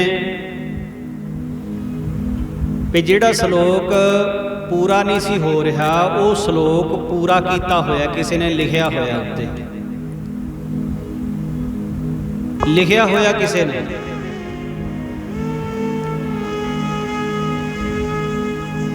ਹੁਣ ਅੰਦਰ ਆਪਣੇ ਇਹ ਗੱਲ ਆਉਣੀ ਸ਼ੁਰੂ ਹੋ ਗਈ ਵੀ ਪਰਮਾਤਮਾ ਵੀ ਮੇਰੀ ਮਦਦ ਕਰਦਾ ਹੈ, ਵੀ ਜਿਹੜਾ ਸ਼ਲੋਕ ਮੇਰੇ ਤੋਂ ਪੂਰਾ ਨਹੀਂ ਸੀ ਹੋਇਆ ਇਹ ਤਾਂ ਭਗਵਾਨ ਨੇ ਆਪ ਆ ਕੇ ਲਿਖ ਦਿੱਤਾ। ਉਸ ਵੇਲੇ ਜਿਹੜੇ ਦਰਖਤ ਦੇ ਹੇਠਾਂ ਬੈਠ ਕੇ ਗੀਤ ਗੋਬਿੰਦ ਲਿਖਦੇ ਸੀ, ਜਦ ਉਹਦੇ ਵੱਲ ਨੂੰ ਨਿਗਾਹ ਕੀਤੀ ਤਾਂ ਉਹਦੇ ਹਰੇਕ ਪੱਤੇ ਦੇ ਉੱਤੇ ਗੀਤ ਗੋਬਿੰਦ ਦੇ ਜਿਹੜੇ ਸ਼ਲੋਕ ਸੀ ਉਹ ਲਿਖੇ ਹੋਏ ਸੀ। ਪੱਤੇ ਪੱਤੇ ਦੇ ਉੱਤੇ ਸ਼ਲੋਕ ਜਦ ਲਿਖੇ ਹੋਏ, ਭਗਤ ਜੈਦੇਵ ਜੀ ਮਹਾਰਾਜ ਨੇ ਵੇਖੇ, ਇੱਕਦਮ ਅੰਦਰਲਾ ਮਾਣ ਟੁੱਟ ਗਿਆ ਵੀ ਧੰਨ ਹੈ ਪਰਮਾਤਮਾ, ਉਹਦੀ ਐਡੀ ਵੱਡੀ ਰਚਨਾ ਹੈ, ਮੈਂ ਇੱਥੇ ਕੀ ਚੀਜ਼ ਆ। ਉਹ ਤਾਂ ਜੋ ਚਾਹੇ ਜੇ ਤੋਂ ਚਾਹੇ ਕਰਾ ਸਕਦਾ ਹੈ, ਉਹਦੀ ਰਚਨਾ ਤਾਂ ਬੇਅੰਤ ਹੈ, ਮੈਂ ਤਾਂ ਵਿੱਚ ਇੱਕ ਤੁੱਛ ਮਾਤਰ ਜੀਵ ਹਾਂ। ਤੇ ਆਕਾਸ਼ਬਾਣੀ ਹੋਈ, ਕਹਿੰਦੇ ਜੈਦੇਵ ਜੇ ਤੂੰ ਮਿਲਣਾ ਚਾਹੁੰਦਾ ਹੈ ਤਾਂ ਫਿਰ ਆਪਣੇ ਮਨ ਦਾ ਮਾਣ ਦੂਰ ਕਰ। ਜਿਹਦੇ ਅੰਦਰ ਮਾਣ ਹੁੰਦਾ ਹੈ ਉਹਨੂੰ ਮੈਂ ਕਦੇ ਨਹੀਂ ਮਿਲਦਾ, ਭਾਵੇਂ ਕਿੰਨੇ ਜਨਮ ਬੀਤ ਜਾਣ। ਜਦ ਤੱਕ ਮਾਣ ਨਹੀਂ ਖਤਮ ਹੁੰਦਾ ਉਹਨਾਂ ਚਿਰ ਤੱਕ ਮੇਲ ਨਹੀਂ ਹੋ ਸਕਦਾ। ਤੇ ਹੁਣ ਭਗਤ ਜੀ ਰੋ ਰੋ ਕੇ ਬੇਨਤੀਆਂ ਕਰਦੇ ਨੇ, ਕਹਿੰਦੇ ਭਗਵਾਨ ਥੋੜ੍ਹੀ ਜਿਹੀ ਵਡਿਆਈ ਹੋਣੀ ਸ਼ੁਰੂ ਹੋਈ, ਥੋੜ੍ਹਾ ਜਿਹਾ ਮਾਣ ਮਿਲਣਾ ਸ਼ੁਰੂ ਹੋਇਆ, ਥੋੜ੍ਹਾ ਜਿਹਾ ਤਿਆਗ ਕੀਤਾ ਤੇ ਬਸ ਉਹ ਸਾਰਾ ਕੁਛ ਹੀ ਅੰਦਰ ਗੁਬਾਰ ਬਣ ਗਿਆ, ਹੰਕਾਰ ਰੂਪ ਦੇ ਵਿੱਚ ਮੇਰੇ ਅੱਗੇ ਆ ਗਿਆ। ਤੇ ਮੈਨੂੰ ਮਾਫੀ ਦੇ, ਕਿਰਪਾ ਕਰ, ਰਾਖ ਲਿਓ ਇਹ ਵਾਰੀ ਜੀ, ਨਾਨਕ ਦਾਸ ਸੰਤ ਪਾਛੈ ਪਰਿਓ। ਰਾਖ ਲਿਓ ਇਹ ਵਾਰੀ, ਨਾਨਕ ਦਾਸ ਸੰਤ ਪਾਛੈ ਪਰਿਓ। ਰਾਖ ਲਿਓ ਇਹ ਵਾਰੀ ਜੀ, ਨਾਨਕ ਦਾਸ ਸੰਤ ਪਾਛੈ ਪਰਿਓ। ਰਾਖ ਲਿਓ ਇਹ ਵਾਰੀ ਜੀ, ਨਾਨਕ ਦਾਸ ਸੰਤ ਪਾਛੈ ਪਰਿਓ। ਰਾਖ ਲਿਓਗੇ ਵਾਰੀ ਜੀ, ਨਾਨਕ ਦਾਸ ਸੰਤ ਪਾਛੈ ਪਰਿਓ। ਰਾਖ ਲਿਓ ਇਹ ਵਾਰੀ ਜੀ, ਨਾਨਕ ਦਾਸ ਸੰਤ ਪਾਛੈ ਪਰਿਓ। ਰਾਖ ਲਿਓ ਇਹ ਵਾਰੀ, ਰਾਖ ਲਿਓ ਇਹ ਵਾਰੀ, ਰਾਖ ਲਿਓ ਇਹ ਵਾਰੀ, ਰਾਖ ਲਿਓ ਇਹ ਵਾਰੀ। ਰਾਖ ਲਿਓ ਇਹ ਵਾਰੀ, ਰਾਖ ਲਿਓ ਇਹ ਵਾਰੀ। ਰਾਖ ਲਿਓ ਇਹ ਵਾਰੀ ਜੀ, ਰਾਖ ਲਿਓ ਇਹ ਵਾਰੀ। ਰਾਖ ਲਿਓ ਇਹ ਵਾਰੀ, ਰਾਖ ਲਿਓ ਇਹ ਵਾਰੀ। ਰਾਖ ਲਿਓ ਇਹ ਵਾਰੀ, ਰਾਖ ਲਿਓ ਇਹ ਵਾਰੀ। ਰਾਖ ਲਿਓ ਇਹ ਵਾਰੀ ਜੀ, ਨਾਨਕ ਦਾਸ ਸੰਤ ਪਾਛੈ ਪਰਿਓ। ਰਾਖ ਲਿਓ ਇਹ ਵਾਰੀ, ਨਾਨਕ ਦਾਸ ਸੰਤ ਪਾਛੈ ਪਰਿਓ। ਰਾਖ ਲਿਓ ਇਹ ਵਾਰੀ ਜੀ, ਨਾਨਕ ਦਾਸ ਸੰਤ ਪਾਛੈ ਪਰਿਓ। ਰਾਖ ਲਿਓ ਇਹ ਵਾਰੀ ਜੀ, ਨਾਨਕ ਦਾਸ ਸੰਤ ਪਾਛੈ ਪਰਿਓ। ਰਾਖ ਲਿਓ ਇਹ ਵਾਰੀ ਜੀ, ਨਾਨਕ ਦਾਸ ਸੰਤ ਪਾਛੈ ਪਰਿਓ। ਰਾਖ ਲਿਓ ਇਹ ਵਾਰੀ ਜੀ, ਨਾਨਕ ਦਾਸ ਸੰਤ ਪਾਛੈ ਪਰਿਓ। ਨਾਨਕ ਦਾਸ ਸੰਤ ਪਾਛੈ ਪਰਿਓ। ਰਾਖ ਲਿਓ ਇਹ ਵਾਰੀ। ਹੇ ਭਗਵਾਨ, ਹੇ ਵਾਹਿਗੁਰੂ, ਮੈਨੂੰ ਰੱਖ ਲੈ, ਮੈਥੋਂ ਭੁੱਲ ਹੋ ਗਈ, ਮੈਂ ਹਉਮੈ ਦਾ ਰੋਗੀ ਹੋ ਗਿਆ, ਗਰਸਿਆ ਗਿਆ ਹਉਮੈ ਦੇ ਵਿੱਚ। ਤੇਰਾ ਬਿਰਦ ਹੈ, ਤੂੰ ਬਖਸ਼ ਲੈਂਦਾ। ਕਹਿੰਦੇ ਜੀ ਸ੍ਰੀ ਅਕਾਲ ਪੁਰਖ ਵਾਹਿਗੁਰੂ ਜੀ ਨੇ ਇਸੇ ਕਰਕੇ ਦ੍ਰਿਸ਼ਟਾਂਤ ਵਿਖਾਇਆ ਸੀ, ਭਗਤ ਜੈਦੇਵ ਜੀ ਮਹਾਰਾਜ ਨੂੰ ਬਖਸ਼ਣਾ ਸੀ ਤੇ ਉਹਨਾਂ ਦੇ ਅੰਦਰਲੀ ਹਉਮੈ ਦੂਰ ਕਰਨੀ ਸੀ। ਤੇ ਹੁਣ ਪਰਮੇਸ਼ਰ ਦੀ ਕਿਰਪਾ ਦੇ ਨਾਲ ਉਹ ਜੋ ਗੀਤ ਗੋਬਿੰਦ ਨਾਮੀ ਗ੍ਰੰਥ ਸੀ, ਉਹ ਭਗਤ ਜੈਦੇਵ ਜੀ ਨੇ ਥੋੜੇ ਚਿਰ ਵਿੱਚ ਹੀ ਸੰਪੂਰਨ ਕਰ ਲਿਆ। ਹੁਣ ਭਗਤ ਜੀ ਦੇ ਮਨ ਦੇ ਵਿੱਚ ਤੇ ਬਿਲਕੁਲ ਨਹੀਂ ਸੀ ਵੀ ਲੋਕਾਂ ਦੇ ਵਿੱਚ ਮੇਰੀ ਸ਼ੋਭਾ ਹੋਵੇ ਜਾਂ ਕਿਸੇ ਦੇ ਅੱਗੇ ਚਰਚਾ ਹੋਵੇ, ਪਰ ਜਿਵੇਂ ਕਹਿੰਦੇ ਨਾ ਜੀ, ਸੱਚ ਕਦੇ ਛੁਪਦਾ ਨਹੀਂ ਹੁੰਦਾ। ਹੁਣ ਉਹ ਗੀਤ ਗੋਬਿੰਦ ਨਾਮੀ ਗ੍ਰੰਥ ਦੀ ਚਰਚਾ ਔਰ ਸ਼ੋਭਾ ਦੂਰ ਦੂਰ ਤੱਕ ਹੋਣੀ ਸ਼ੁਰੂ ਹੋਈ ਵੀ ਇੱਕ ਭਗਤ ਜੈਦੇਵ ਜੀ ਹੋਏ ਨੇ, ਉਹਨਾਂ ਨੇ ਗ੍ਰੰਥ ਲਿਖਿਆ, ਬਹੁਤ ਮਹਾਨ ਰਚਨਾ ਹੈ। ਹੁਣ ਦੂਰ ਦੂਰ ਤੱਕ ਸ਼ੋਭਾ ਹੋਣੀ ਸ਼ੁਰੂ ਹੋਈ, ਮੰਦਰਾਂ ਦੇ ਵਿੱਚ ਇਸ ਗ੍ਰੰਥ ਦੀ ਕਥਾ ਹੋਣੀ ਸ਼ੁਰੂ ਹੋ ਗਈ ਬਹੁਤੇ ਥਾਵਾਂ ਤੇ ਜਗਨਨਾਥਪੁਰੀ ਦਾ ਜਿਹੜਾ ਰਾਜਾ ਸੀ ਜੀ, ਉਹਦੇ ਮਨ ਵਿੱਚ ਬੜੀ ਈਰਖਾ ਪੈਦਾ ਹੋਈ। ਉਹ ਵੀ ਆਪਣੇ ਆਪ ਨੂੰ ਵਿਦਵਾਨ ਅਖਵਾਉਂਦਾ ਸੀ। ਉਹਨੇ ਕੁਝ ਵਿਦਵਾਨਾਂ ਨੂੰ ਪੈਸੇ ਦੇ ਕੇ, ਪੰਡਤ ਲੋਕਾਂ ਨੂੰ ਪੈਸੇ ਦੇ ਕੇ ਖਰੀਦ ਕੇ ਇੱਕ ਕਾਵਿ ਰਚਨਾ ਦਾ ਇੱਕ ਹੋਰ ਗ੍ਰੰਥ ਤਿਆਰ ਕਰਵਾਇਆ। ਉਹਦਾ ਨਾਮ ਵੀ ਗੀਤ ਗੋਬਿੰਦ ਰੱਖ ਲਿਆ। ਔਰ ਜਿੱਥੇ ਜਿੱਥੇ ਉਹਦੀ ਚੱਲਦੀ ਸੀ, ਉੱਥੇ ਉੱਥੇ ਉਹਨੇ ਆਪਣੇ ਗ੍ਰੰਥਾਂ ਦੀ ਕਥਾ, ਆਪਣੇ ਗ੍ਰੰਥ ਰਖਾਉਣੇ ਸ਼ੁਰੂ ਕਰ ਦਿੱਤੇ। ਪਰ ਇੱਕ ਮੰਦਿਰ ਦੇ ਵਿੱਚ ਜਿੱਥੇ ਗੀਤ ਗੋਬਿੰਦ ਦੇ ਭਗਤ ਜੈਦੇਵ ਜੀ ਮਹਾਰਾਜ ਦੇ ਗ੍ਰੰਥ ਦੀ ਕਥਾ ਹੁੰਦੀ ਸੀ, ਉੱਥੇ ਵੀ ਰਾਜੇ ਨੇ ਧੱਕੇ ਦੇ ਨਾਲ ਜ਼ਬਰਦਸਤੀ ਆਪਣਾ ਗ੍ਰੰਥ ਰਖਵਾਉਣਾ ਚਾਹਿਆ। ਤੇ ਜਿਹੜਾ ਉਸ ਮੰਦਿਰ ਦਾ ਪੁਜਾਰੀ ਸੀ, ਉਹ ਬਹੁਤ ਧਰਮਾਤਮਾ ਸੀ, ਬਹੁਤ ਧਰਮਾਤਮਾ ਸੀ। ਉਹਨੇ ਰਾਜੇ ਨੂੰ ਬਹੁਤ ਤਰੀਕੇ ਦੇ ਨਾਲ ਕਹਿਣਾ ਕੀਤਾ, ਕਹਿੰਦੇ ਰਾਜਨ, ਇੱਕ ਰੱਬ ਦੀ ਬਣਾਈ ਹੋਈ ਰਚਨਾ ਹੈ ਤੇ ਇੱਕ ਮਨੁੱਖ ਦੀ ਬਣਾਈ ਹੋਈ ਰਚਨਾ ਹੈ। ਇਹਨਾਂ ਦੋਵਾਂ ਦੇ ਵਿੱਚੋਂ ਵੱਡੀ ਰਚਨਾ ਤੇ ਵਿਸ਼ਾਲ ਰਚਨਾ ਕਿਹਦੀ ਹੋਏਗੀ? ਕਹਿੰਦੇ ਰੱਬ ਦੀ ਰਚਨਾ। ਰੱਬ ਦਾ ਮੁਕਾਬਲਾ ਬੰਦਾ ਕਿੱਦਾਂ ਕਰ ਸਕਦਾ? ਕਹਿੰਦੇ ਰਾਜਨਾ, ਬਸ ਇਸੇ ਗੱਲ ਨੂੰ ਸਮਝ ਲੈ, ਇੱਕ ਤੂੰ ਆਪ ਬਣਵਾਇਆ ਗ੍ਰੰਥ ਤੇ ਇੱਕ ਭਗਵਾਨ ਦੀ ਮਰਜ਼ੀ ਦੇ ਨਾਲ ਲਿਖਿਆ ਗਿਆ ਗ੍ਰੰਥ, ਤੂੰ ਬਰਾਬਰੀ ਕਿਵੇਂ ਕਰ ਸਕਦਾ? ਰਾਜੇ ਨੂੰ ਇਸ ਗੱਲ ਦਾ ਦੁੱਖ ਬੜਾ ਲੱਗਿਆ ਕਿ ਉਹ ਰਾਜਸੀ ਲੋਕਾਂ ਨੂੰ ਆਪਣਾ ਘਟਾ ਸਹਿਣਾ ਬੜਾ ਔਖਾ ਹੁੰਦਾ ਹੈ, ਹੰਕਾਰ ਹੁੰਦਾ ਹੈ ਅੰਦਰ। ਤੇ ਰਾਜਾ ਕਹਿਣ ਲੱਗਾ ਕਿ ਪੁਜਾਰੀ ਸਾਹਿਬ, ਤੁਹਾਨੂੰ ਪਤਾ ਹੈ ਮੇਰੇ ਬਾਰੇ ਵੀ ਮੈਂ ਤੁਹਾਨੂੰ ਸਿਰ ਕਲਮ ਕਰਨ ਦੀ ਵੀ ਤੁਹਾਨੂੰ ਸਜ਼ਾ ਦੇ ਸਕਦਾ ਹੈ। ਤੇ ਉਹ ਪੰਡਤ ਕਹਿੰਦਾ, ਰਾਜਾ ਜੀ ਮਰਨਾ ਤਾਂ ਇੱਕੋ ਵਾਰੀ ਹੈ, ਇਹ ਤੇਰੇ ਹੱਥ ਨਹੀਂ ਪਰਮਾਤਮਾ ਦੇ ਹੱਥ ਵੱਸ ਹੈ। ਬਾਕੀ ਜੇ ਤੈਨੂੰ ਲੱਗਦਾ ਵੀ ਸੱਚ ਬੋਲਣ ਵਾਲੇ ਬੰਦੇ ਨੂੰ ਮਾਰ ਦੇਣਾ ਚਾਹੀਦਾ ਤੇ ਤੂੰ ਜੀ ਸਦਕੇ ਮੈਨੂੰ ਖਤਮ ਕਰ ਦੇ। ਹੁਣ ਰਾਜੇ ਨੂੰ ਪਤਾ ਸੀ ਵੀ ਉਸ ਪੁਜਾਰੀ ਦੀ ਸੰਗਤ ਦੇ ਵਿੱਚ ਵੀ ਬੜੀ ਸਾਰੇ ਪਾਸੇ ਚਰਚਾ ਸੀ, ਵਿਦਵਾਨ ਵੀ ਸੀ ਤੇ ਪਿਆਰਾ, ਬਹੁਤ ਪਰਮੇਸ਼ਰ ਦੇ ਮੰਨਣ ਵਾਲਾ ਸੀ ਉਹ। ਹੁਣ ਰਾਜੇ ਨੇ ਸੋਚਿਆ ਵੀ ਜੇ ਮੈਂ ਇਹਨੂੰ ਮਰਵਾ ਦਿੱਤਾ ਜਾਂ ਇਹਨੂੰ ਸਜ਼ਾ ਦਿੱਤੀ ਤੇ ਪਰਜਾ ਮੇਰੇ ਖਿਲਾਫ ਹੋ ਜਾਏਗੀ। ਉਹ ਪੁਜਾਰੀ ਨੂੰ ਕਹਿਣ ਲੱਗਾ, ਪੁਜਾਰੀ ਸਾਹਿਬ ਕਿਸੇ ਤਰੀਕੇ ਮੇਰੇ ਗ੍ਰੰਥ ਨੂੰ ਇਸ ਮੰਦਿਰ ਦੇ ਵਿੱਚ ਥਾਂ ਦਵਾਓ ਤੇ ਜੈਦੇਵ ਵਾਲਾ ਜਿਹੜਾ ਗ੍ਰੰਥ ਹੈ ਉਹ ਇੱਥੋਂ ਚੁਕਵਾ ਦਿਓ। ਪੁਜਾਰੀ ਬੜਾ ਸਿਆਣਾ ਸੀ, ਉਹ ਕਹਿੰਦਾ ਇੱਦਾਂ ਕਰਦੇ ਆਂ, ਤੁਹਾਡੇ ਵਾਲਾ ਗ੍ਰੰਥ ਤੇ ਭਗਤ ਜੈਦੇਵ ਜੀ ਮਹਾਰਾਜ ਵਾਲਾ ਗ੍ਰੰਥ ਭਗਵਾਨ ਦੇ ਅੱਗੇ ਰੱਖ ਦਿੰਨੇ ਆ। ਜਿਹੜਾ ਭਗਵਾਨ ਨੂੰ ਪ੍ਰਵਾਨ ਹੋਏਗਾ ਉਹ ਮੰਦਿਰ ਵਿੱਚ ਰਹਿ ਜਾਏਗਾ ਤੇ ਜਿਹੜਾ ਨਹੀਂ ਪ੍ਰਵਾਨ ਹੋਏਗਾ ਉਹ ਆਪਣੇ ਆਪ ਹੀ ਫਿਰ ਫੈਸਲਾ ਹੋ ਜਾਏਗਾ ਭਗਵਾਨ ਵੱਲੋਂ। ਉਸ ਵੇਲੇ ਨਾ ਜੀ ਦੋਨੋਂ ਹੀ ਗ੍ਰੰਥ ਭਗਵਾਨ ਦੀ ਮੂਰਤੀ ਅੱਗੇ ਰੱਖੇ ਗਏ ਤੇ ਪੁਜਾਰੀ ਜੀ ਨੇ ਬੇਨਤੀ ਕੀਤੀ, ਹੈ ਭਗਵਾਨ ਸੱਚ ਤੇ ਝੂਠ ਦਾ ਨਿਤਾਰਾ ਤੂੰ ਹੀ ਕਰ ਸਕਦਾ ਹੈ। ਜੇ ਤੇ ਇਸ ਰਾਜੇ ਦੀ ਰਚਨਾ ਤੁਹਾਨੂੰ ਪ੍ਰਵਾਨ ਹੈ ਤੇ ਫਿਰ ਤੇ ਇਹਦਾ ਗ੍ਰੰਥ ਇੱਥੇ ਰਵੇ, ਅਸੀਂ ਭਗਤ ਜੈਦੇਵ ਦਾ ਗ੍ਰੰਥ ਇੱਥੋਂ ਚੱਕ ਲਵਾਂਗੇ। ਪਰ ਜੇ ਇਹ ਰਚਨਾ ਤੈਨੂੰ ਪ੍ਰਵਾਨ ਨਹੀਂ ਤੇ ਕੋਈ ਐਸੀ ਖੇਡ, ਕੋਈ ਐਸੀ ਕਲਾ ਵਰਤਾ ਕੇ ਦੱਸੋ ਵੀ ਇਸ ਰਾਜੇ ਦਾ ਜਿਹੜਾ ਗ੍ਰੰਥ ਹੈ ਉਹ ਇੱਥੋਂ ਚੱਕਣਾ ਪਏਗਾ।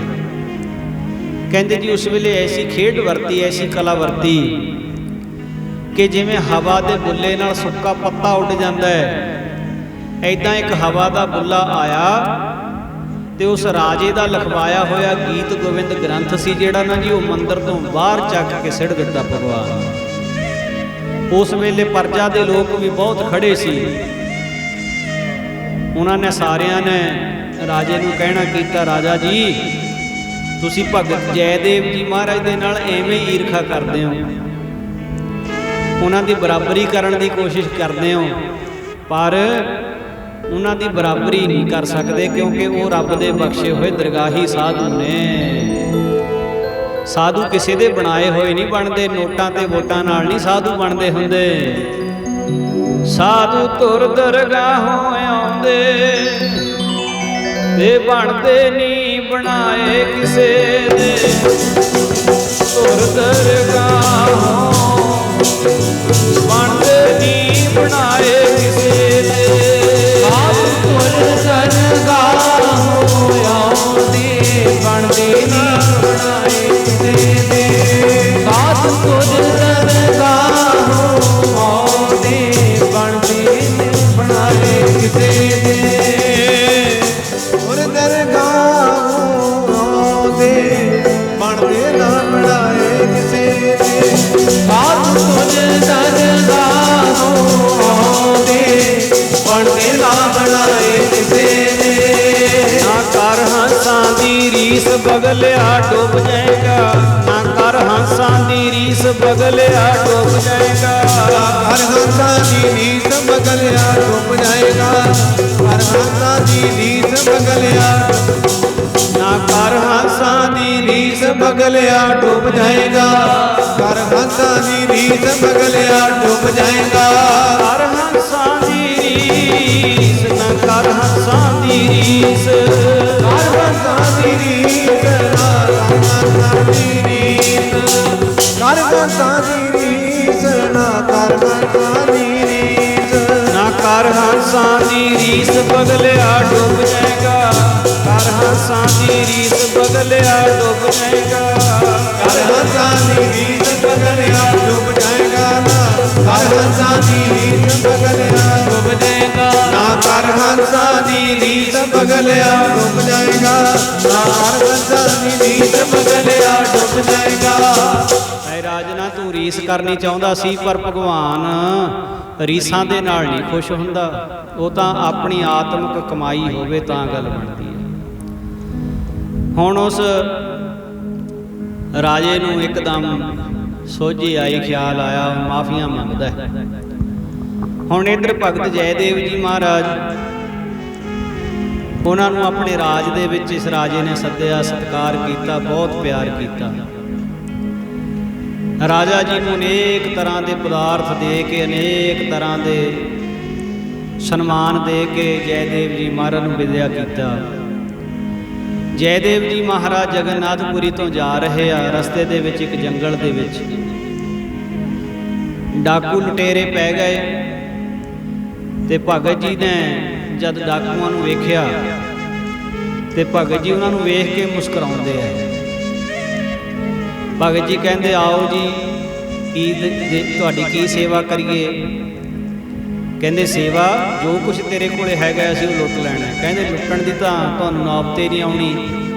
ਮੇਰੇ ਕਿਸੇ ਕੰਮ ਦਾ ਨਹੀਂ ਇਹ ਸਮਾਨ, ਮੇਰੇ ਕਿਸੇ ਕੰਮ ਦੀਆਂ ਨਹੀਂ ਇਹ ਚੀਜ਼ਾਂ, ਇਹ ਸੰਭਾਲ ਲਓ। ਭਗਤ ਜੀ ਮਹਾਰਾਜ ਨੇ ਉਹ ਜੋ ਕੁਛ ਰਾਜੇ ਵੱਲੋਂ ਸਨਮਾਨ ਮਿਲਿਆ ਹੋਇਆ ਸੀ ਸਾਰਾ ਸਮਾਨ ਉਹਨਾਂ ਨੂੰ ਦੇ ਦਿੱਤਾ। ਹੁਣ ਉਹਨਾਂ ਦੇ ਵਿੱਚੋਂ ਇੱਕ ਜਣਾ ਕਹਿੰਦਾ ਵੀ ਹੋ ਸਕਦਾ ਇਹਨੇ ਸਾਨੂੰ ਪਹਿਚਾਣ ਲਿਆ ਹੋਵੇ ਤੇ ਸਾਨੂੰ ਪਕੜਾ ਨਾ ਦੇਵੇ, ਇੱਦਾਂ ਕਰੋ ਇਹਨੂੰ ਖਤਮ ਕਰ ਦਿਓ, ਮਾਰ ਦਿਓ ਇਹਨੂੰ। ਦੂਜਾ ਕਹਿੰਦਾ ਨਹੀਂ, ਮਾਰਨ ਦਾ ਤਾਂ ਕੋਈ ਲਾਭ ਨਹੀਂ, ਕੋਈ ਫਾਇਦਾ ਨਹੀਂ ਹੈ, ਇਹਦੇ ਹੱਥ ਪੈਰ ਵੱਢ ਦਿਓ, ਆਪੇ ਹੀ ਇੱਥੇ ਤੜਫ ਤੜਫ ਕੇ ਮਰ ਜਾਏਗਾ। ਪਰਮੇਸ਼ਰ ਨੇ ਇੱਕ ਕਸਵੱਟੀ ਲਾਉਣੀ ਸੀ, ਇਹ ਪਰਖ ਦਾ ਪਰਚਾ ਪਾਉਣਾ ਸੀ। ਉਹਨਾਂ ਲੁਟੇਰਿਆਂ ਨੇ, ਡਾਕੂਆਂ ਨੇ ਜੀ ਭਗਤ ਜੈਦੇਵ ਜੀ ਮਹਾਰਾਜ ਦੇ ਹੱਥ ਵੀ ਵੱਢ ਦਿੱਤੇ ਤੇ ਪੈਰ ਵੀ ਵੱਢ ਦਿੱਤੇ, ਜੰਗਲ ਦੇ ਵਿੱਚ ਮਰਨ ਵਾਸਤੇ ਛੱਡ ਦਿੱਤਾ। ਉਹੋ ਹੀ ਰਾਜਾ ਸ਼ਿਕਾਰ ਖੇਡਦਾ ਹੋਇਆ ਦੂਸਰੇ ਦਿਨ ਉਸ ਜੰਗਲ ਦੇ ਵਿੱਚ ਆ ਨਿਕਲਿਆ। ਪਰਮੇਸ਼ਰ ਨੇ ਸਬੱਬ ਬਣਾ ਦਿੱਤਾ ਤੇ ਭਗਤ ਜੀ ਮਹਾਰਾਜ ਨੂੰ ਜਦ ਇਸ ਹਾਲਤ ਦੇ ਵਿੱਚ ਉਹਨੇ ਦੇਖਿਆ, ਪੁੱਛਣਾ ਕੀਤਾ, ਮਹਾਰਾਜ ਆ ਕੀ ਗੱਲ, ਆ ਕੀ ਖੇਡ ਵਰਤੀ, ਤੁਹਾਨੂੰ ਕਿਹਨੇ ਮਾਰਿਆ? ਹੁਣ ਵੇਖੋ ਰੱਬ ਦੇ ਪਿਆਰਿਆਂ ਦਾ ਸੁਭਾਅ ਕੀ ਹੁੰਦਾ ਹੈ। ਆਪਾਂ ਨੂੰ ਤਾਂ ਮਾੜਾ ਜਿਹਾ ਦੁੱਖ ਆਵੇ, ਕਹਿੰਦੇ ਫਲਾਣੇ ਨੇ ਸਾਨੂੰ ਦੁਖੀ ਕੀਤਾ, ਤੰਗ ਕੀਤਾ। ਹੁਣ ਉਹਨਾਂ ਨੇ ਉਹਨਾਂ ਤੇ ਦੋਸ਼ ਨਹੀਂ ਦਿੱਤਾ ਜਿਨ੍ਹਾਂ ਨੇ ਮਾਰਿਆ, ਜਿਨ੍ਹਾਂ ਨੇ ਹੱਥ ਪੈਰ ਵੱਢੇ ਐ। ਭਗਤ ਜੀ ਕਹਿੰਦੇ ਨੇ ਮੇਰਾ ਹੀ ਕੋਈ ਐਸਾ ਕਰਮ ਹੋਣਾ ਜਿਹਦੇ ਕਰਕੇ ਮੈਨੂੰ ਆ ਤਕਲੀਫ ਆਈ ਹੈ, ਆ ਦੁੱਖ ਆਇਆ ਹੈ। ਦੋਸ਼ੀ ਨਹੀਂ ਕੋਈ ਵੀ, ਮੇਰੇ ਆਪ ਦੇ ਕਰਮ ਹੀ ਦੋਸ਼ੀ ਨੇ। ਬਾਣੀ ਕਹਿੰਦੀ ਹੈ ਨਾ ਜੀ, ਦੱਦਾ ਦੋਸ਼ ਨਾ ਦੇਊ ਕਿਸੇ ਦੋਸ਼ ਕਰਮਾ ਆਪਣਿਆ, ਜੋ ਮੈਂ ਕੀਆ ਸੋ ਮੈਂ ਪਾਇਆ ਦੋਸ਼ ਨਾ ਦੀਜੈ। ਆਪਣੇ ਦੁੱਖਾਂ ਵਾਸਤੇ ਕਹਿੰਦੇ ਆ ਨਾ ਜੀ, ਮੈਨੂੰ ਫਲਾਣੇ ਨੇ ਦੁਖੀ ਕੀਤਾ ਹੋਇਆ, ਮੈਂ ਫਲਾਣੇ ਕਰਕੇ ਦੁਖੀ ਹਾਂ। ਕਦੇ ਇੱਦਾਂ ਵੀ ਕਹਿ ਲਿਆ ਕਰੀਏ ਵੀ ਆਪਣੇ ਕਰਮਾਂ ਕਰਕੇ ਦੁਖੀ ਹਾਂ, ਮੇਰੇ ਕਰਮ ਹੀ ਮੈਨੂੰ ਦੁਖੀ ਕਰਦੇ ਨੇ, ਜੋ ਪਿਛਲੇ ਬੀਤ ਗਏ ਸਮੇਂ ਵਿੱਚ ਕੀਤਾ ਹੈ ਉਹ ਕਰਮ ਮੈਨੂੰ ਦੁਖੀ ਕਰਦੇ ਨੇ। ਭਗਤ ਜੈਦੇਵ ਜੀ ਮਹਾਰਾਜ ਰਾਜੇ ਨੂੰ ਕਹਿੰਦੇ ਨੇ ਮੈਨੂੰ ਕਿਸੇ ਨੇ ਨਹੀਂ ਮਾਰਿਆ ਰਾਜਨਾ, ਸੁਣ ਮੈਨੂੰ ਮੇਰੇ ਕਰਮਾਂ ਨੇ ਮਾਰਿਆ, ਕਿਸੇ ਨੇ ਮੈਨੂੰ ਕੀ ਮਾਰਨਾ, ਮੇਰੇ ਕਰਮਾਂ ਨੇ ਕਿਸੇ ਨੇ ਮੈਨੂੰ ਕੀ ਮਾਰਨਾ, ਮੇਰੇ ਕਰਮਾਂ ਨੇ ਕਿਸੇ ਨੇ ਮੈਨੂੰ ਕੀ ਮਾਰਨਾ, ਮੈਨੂੰ ਮੇਰੇ ਕਰਮਾਂ ਨੇ ਮਾਰਿਆ, ਕਿਸੇ ਨੇ ਮੈਨੂੰ ਕੀ ਮਾਰਨਾ, ਮੈਨੂੰ ਮੇਰੇ ਕਰਮਾਂ ਨੇ ਮਾਰਿਆ, ਕਿਸੇ ਨੇ ਮੈਨੂੰ ਕੀ ਮਾਰਨਾ, ਮੇਰੇ ਕਰਮਾਂ ਨੇ ਮਾਰਿਆ, ਕਿਸੇ ਨੇ ਮੈਨੂੰ ਕੀ ਮਾਰਨਾ। ਕਿਸੇ ਨੇ ਮੈਨੂੰ ਕੀ ਮਾਰਨਾ ਹੈ ਤਾਂ ਮੇਰੇ ਆਪ ਦੇ ਕਰਮ ਹੀ ਹੈ ਜਿਨ੍ਹਾਂ ਕਰਕੇ ਮੈਂ ਦੁਖੀ ਹੋਇਆ, ਮੈਨੂੰ ਤੰਗੀ ਮਿਲੀ ਹੈ, ਤਕਲੀਫ ਮਿਲੀ ਹੈ। ਰਾਜਾ ਭਗਤ ਜੀ ਤੇ ਸ਼ਰਧਾ ਰੱਖਦਾ ਸੀ। ਰਾਜਾ ਭਗਤ ਜੀ ਮਹਾਰਾਜ ਨੂੰ ਆਪਣੇ ਮਹਿਲਾਂ ਵਿੱਚ ਲੈ ਆਇਆ, ਵੈਦਾਂ ਨੂੰ ਸੱਦ ਕੇ ਉਹਨਾਂ ਦਾ ਇਲਾਜ ਸ਼ੁਰੂ ਕਰਾਇਆ। ਕੁਛ ਦਿਨਾਂ ਦੇ ਵਿੱਚ ਭਗਤ ਜੀ ਰਾਜੀ ਹੋਏ ਤੇ ਭਗਤ ਜੀ ਦੀ ਰਾਜਾ ਸੇਵਾ ਕਰਦਾ ਹੈ। ਮਹੀਨੇ 2 ਮਹੀਨੇ ਰਾਜੇ ਦੇ ਮਹਿਲਾਂ ਦੇ ਵਿੱਚ ਰਹਿੰਦਿਆਂ ਨੂੰ ਭਗਤ ਜੀ ਨੂੰ ਬੀਤੇ ਹੈ ਕਿ ਉਹ ਜਿਹੜੇ ਡਾਕੂ ਸੀਗੇ ਜੀ, ਉਹਨਾਂ ਨੇ ਇੱਕ ਵੱਖਰਾ ਹੀ ਰੂਪ ਧਾਰ ਕੇ ਸਾਧੂਆਂ ਵਾਲਾ ਰੂਪ ਬਣਾ ਕੇ ਰਾਜੇ ਦੇ ਦਰਬਾਰ ਵਿੱਚ ਆਉਣਾ ਕੀਤਾ, ਕਿਉਂਕਿ ਰਾਜਾ ਸਾਧੂ ਸੰਤਾਂ ਦਾ ਸਤਿਕਾਰ ਕਰਦਾ ਸੀ ਤੇ ਦਾਨ ਪੁੰਨ ਬੜਾ ਕਰਦਾ ਸੀ। ਹੁਣ ਉਹਨਾਂ ਨੇ ਰੂਪ ਬਣਾ ਲਿਆ ਸੰਤਾਂ ਵਾਲਾ ਤੇ ਰਾਜੇ ਦੇ ਦਰਬਾਰ ਦੇ ਵਿੱਚ ਆ ਗਏ। ਉਹਨਾਂ ਨੇ ਭਗਤ ਜੈਦੇਵ ਨੂੰ ਵੇਖ ਲਿਆ ਤੇ ਭਗਤ ਜੈਦੇਵ ਜੀ ਨੇ ਉਹਨਾਂ ਠੱਗਾਂ ਨੂੰ ਵੇਖ ਲਿਆ। ਹੁਣ ਉਹਨਾਂ ਨੂੰ ਡਰ ਪੈ ਗਿਆ ਵੀ ਇਹ ਰਾਜੇ ਨੂੰ ਦੱਸ ਦੇਗਾ ਤੇ ਰਾਜਾ ਸਾਨੂੰ ਸੂਲੀ ਚਾੜ ਦੇਗਾ। ਪਰ ਭਗਤ ਜੀ ਮਹਾਰਾਜ ਬਹੁਤ ਤਿਆਗ ਦੀ ਬਿਰਤੀ ਵਾਲੇ, ਨਿਮਰਤਾ ਦੀ ਬਿਰਤੀ ਵਾਲੇ, ਸਭਨਾਂ ਦੇ ਵਿੱਚ ਪਰਮੇਸ਼ਰ ਦੀ ਜੋਤ ਵੇਖਣ ਵਾਲੇ ਰਾਜਾ ਜੀ ਨੂੰ ਕਹਿਣ ਲੱਗੇ, ਕਹਿੰਦੇ ਤੁਸੀਂ ਇਹਨਾਂ ਮਹਾਂਪੁਰਸ਼ਾਂ ਦੀ ਰੱਜ ਕੇ ਸੇਵਾ ਕਰੋ, ਇਹ ਬੜੇ ਕਮਾਈ ਵਾਲੇ ਨੇ, ਬੜੇ ਚੰਗੇ ਨੇ। ਰਾਜਾ ਕਹਿਣ ਲੱਗਾ, ਕਹਿੰਦਾ ਭਗਤ ਜੀ ਵੀ ਲੱਗਦਾ ਨਹੀਂ ਵੀ ਇਹ ਜਿਹੜੇ ਆਏ ਨੇ ਵੀ ਇਹ ਕੋਈ ਬਹੁਤ ਉੱਚ ਕੋਟੀ ਦੇ ਮਹਾਤਮਾ ਨੇ, ਇਹਨਾਂ ਦੇ ਚਿਹਰਿਆਂ ਦੇ ਉੱਤੇ ਨੂਰ ਨਹੀਂ, ਪਰ ਪਤਾ ਨਹੀਂ ਤੁਹਾਨੂੰ ਕਿਵੇਂ ਲੱਗਦੇ ਨੇ ਵੀ ਵਾਕਈ ਇਹ ਬਹੁਤ ਉੱਚੇ ਸੁੱਚੇ ਜੀਵਨ ਵਾਲੇ ਨੇ। ਅੱਛਾ ਚਲੋ ਤੁਹਾਡਾ ਹੁਕਮ ਸਿਰ ਮੱਥੇ, ਜਿੰਨੀ ਹੋ ਸਕੇਗੀ ਮੈਂ ਵੱਧ ਤੋਂ ਵੱਧ ਇਹਨਾਂ ਦੀ ਸੇਵਾ ਕਰਾਂਗਾ। ਤੇ ਸਾਧ ਸੰਗਤ ਜੀ, ਹੁਣ ਭਗਤ ਜੀ ਮਹਾਰਾਜ ਉਹਨਾਂ ਨੂੰ ਕਈ ਦਿਨ ਮਹਿਲਾਂ ਵਿੱਚ ਰੱਖ ਕੇ ਤੇ ਰਾਜੇ ਦੇ ਪਾਸੋਂ ਉਹਨਾਂ ਦੀ ਸੇਵਾ ਕਰਵਾਉਂਦੇ ਨੇ। ਤੇ ਭਗਤ ਜੀ ਮਹਾਰਾਜ ਆਪਣੇ ਅੰਦਰ ਵਿਚਾਰ ਕਰਦੇ ਨੇ ਵੀ ਠੀਕ ਹੈ, ਜੋ ਇਹਨਾਂ ਨੇ ਕੀਤਾ ਉਹ ਇਹਨਾਂ ਦਾ ਕਰਮ ਸੀ ਤੇ ਜੋ ਹੁਣ ਮੇਰਾ ਕਰਮ ਹੈ ਉਹ ਮੈਨੂੰ ਕਰਨਾ ਚਾਹੀਦਾ। ਸੱਚਮੁੱਚ ਜਿਹਨੇ ਸਾਰਿਆਂ ਦੇ ਵਿੱਚ ਰੱਬ ਨੂੰ ਪਹਿਚਾਣਿਆ ਹੋਵੇ, ਰੱਬ ਨੂੰ ਜਾਣਿਆ ਹੋਵੇ, ਉਹ ਕਿਸੇ ਨੂੰ ਵੀ ਮਾੜਾ ਨਹੀਂ ਕਹਿੰਦਾ, ਉਹ ਸਾਰਿਆਂ ਦੇ ਵਿੱਚ ਇੱਕ ਇਲਾਹੀ ਜੋਤ ਨੂੰ ਵੇਖਦਾ ਹੈ। ਉਹਨਾਂ ਦੀ ਅਵਸਥਾ ਕੀ ਹੁੰਦੀ ਹੈ ਜੀ?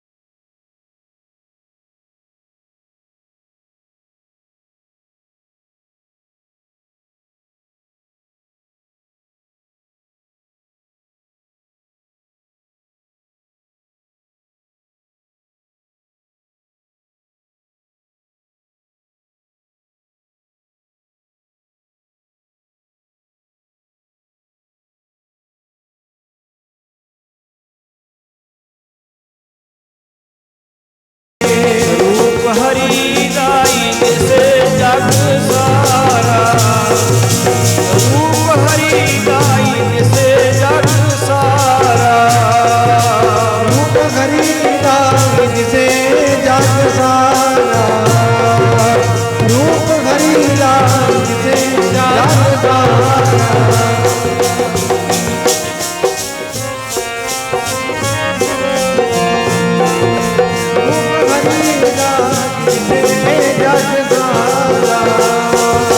ਰੂਪ ਹਰੀ ਦਾ ਜੀ ਦਿਸੇ ਜਗ ਸਾਰਾ, ਚੰਗਾ ਮਾੜਾ ਕੇ ਆਖੀਏ। ਰੂਪ ਹਰੀ ਦਾ ਜੀ ਦਿਸੇ ਜਗ, ਚੰਗਾ ਮਾੜਾ ਕੇ ਆਖੀਏ। ਰੂਪ ਹਰੀ ਦਾ ਜੀ ਦਿਸੇ ਜਗ ਸਾਰਾ, ਚੰਗਾ ਮਾੜਾ ਕਿਨੂੰ ਆਖੀਏ। ਰੂਪ ਹਰੀ ਦਾ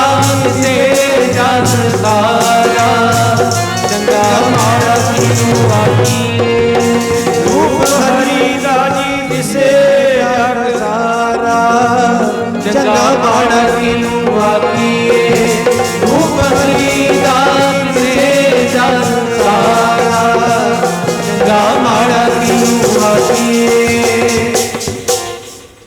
ਰਾਜੇ ਦੇ ਪਾਸੋਂ ਉਹਨਾਂ ਦੀ ਚੰਗੀ ਸੇਵਾ ਕਰਵਾਈ ਔਰ ਮਾਇਆ ਧਨ ਆਦਿਕ ਵੀ ਦਾਨ ਕਰਵਾਇਆ। ਹੁਣ ਉਹ ਜਿਹੜੇ ਠੱਗ ਸੀ, ਜਿਹੜੇ ਚੋਰ ਸੀ, ਸਾਧਾਂ ਦਾ ਬਾਣਾ ਪਾ ਕੇ ਆਏ ਹੋਏ, ਉਹ ਉੱਥੋਂ ਚਲੇ ਗਏ, ਪਰ ਆਪਸ ਵਿੱਚ ਹੀ ਵਿਚਾਰਾਂ ਕਰਦੇ ਐ ਵੀ ਅਸੀਂ ਇਹਦੇ ਨਾਲ ਐਡਾ ਮਾੜਾ ਕੰਮ ਕਰਿਆ, ਪਰ ਇਹਨੇ ਸਾਡੇ ਨਾਲ ਕੋਈ ਵੈਰ ਨਹੀਂ ਕਮਾਇਆ। ਭਗਤ ਜੀ ਮਹਾਰਾਜ ਦੀ ਇਸ ਨਿਰਮਾਣਤਾ ਦਾ ਸਦਕਾ ਉਹਨਾਂ ਦਾ ਵੀ ਅੰਦਰ ਸਾਫ਼ ਹੋ ਗਿਆ। ਉਹ ਵਾਪਸ ਮੁੜਿਆ, ਇਹ ਸਾਰਾ ਸਮਾਨ ਵੀ ਵਾਪਸ ਇੱਦਾਂ ਹੀ ਲੈ ਆਏ। ਰਾਜੇ ਦੇ ਅੱਗੇ ਤੇ ਭਗਤ ਜੀ ਦੇ ਅੱਗੇ ਰੱਖ ਦਿੱਤਾ ਸਮਾਨ, ਆਪਣੀ ਅਸਲੀਅਤ ਦੱਸ ਦਿੱਤੀ, ਆਪਣੀ ਸੱਚਾਈ ਦੱਸ ਦਿੱਤੀ। ਤਾਂ ਉਸ ਵੇਲੇ ਰਾਜਾ ਭਗਤ ਜੀ ਮਹਾਰਾਜ ਨੂੰ ਕਹਿੰਦਾ, ਇਹਨਾਂ ਨੇ ਤੁਹਾਡੇ ਨਾਲ ਏਡਾ ਮਾੜਾ ਸਲੂਕ ਕੀਤਾ, ਤੁਸੀਂ ਫੇਰ ਵੀ ਇਹਨਾਂ ਦਾ ਇੰਨਾ ਭਲਾ ਕੀਤਾ, ਇਹਨਾਂ ਦੀ ਸੇਵਾ ਕਰਵਾਈ, ਇਹਨਾਂ ਨੂੰ ਇੰਨਾ ਦਾਨ ਦਵਾਇਆ, ਤੁਹਾਡੇ ਮਨ ਦੇ ਵਿੱਚ ਨਹੀਂ ਇਹ ਗੱਲ ਆਈ ਵੀ ਇਹਨਾਂ ਨੂੰ ਸਜ਼ਾ ਦੇਣੀ ਚਾਹੀਦੀ ਹੈ? ਤੁਸੀਂ ਇੱਕ ਵਾਰੀ ਕਹਿ ਦਿੰਦੇ ਮੈਂ ਸੂਲੀ ਚਾੜ ਦੇਣੀ ਸੀ ਇਹ।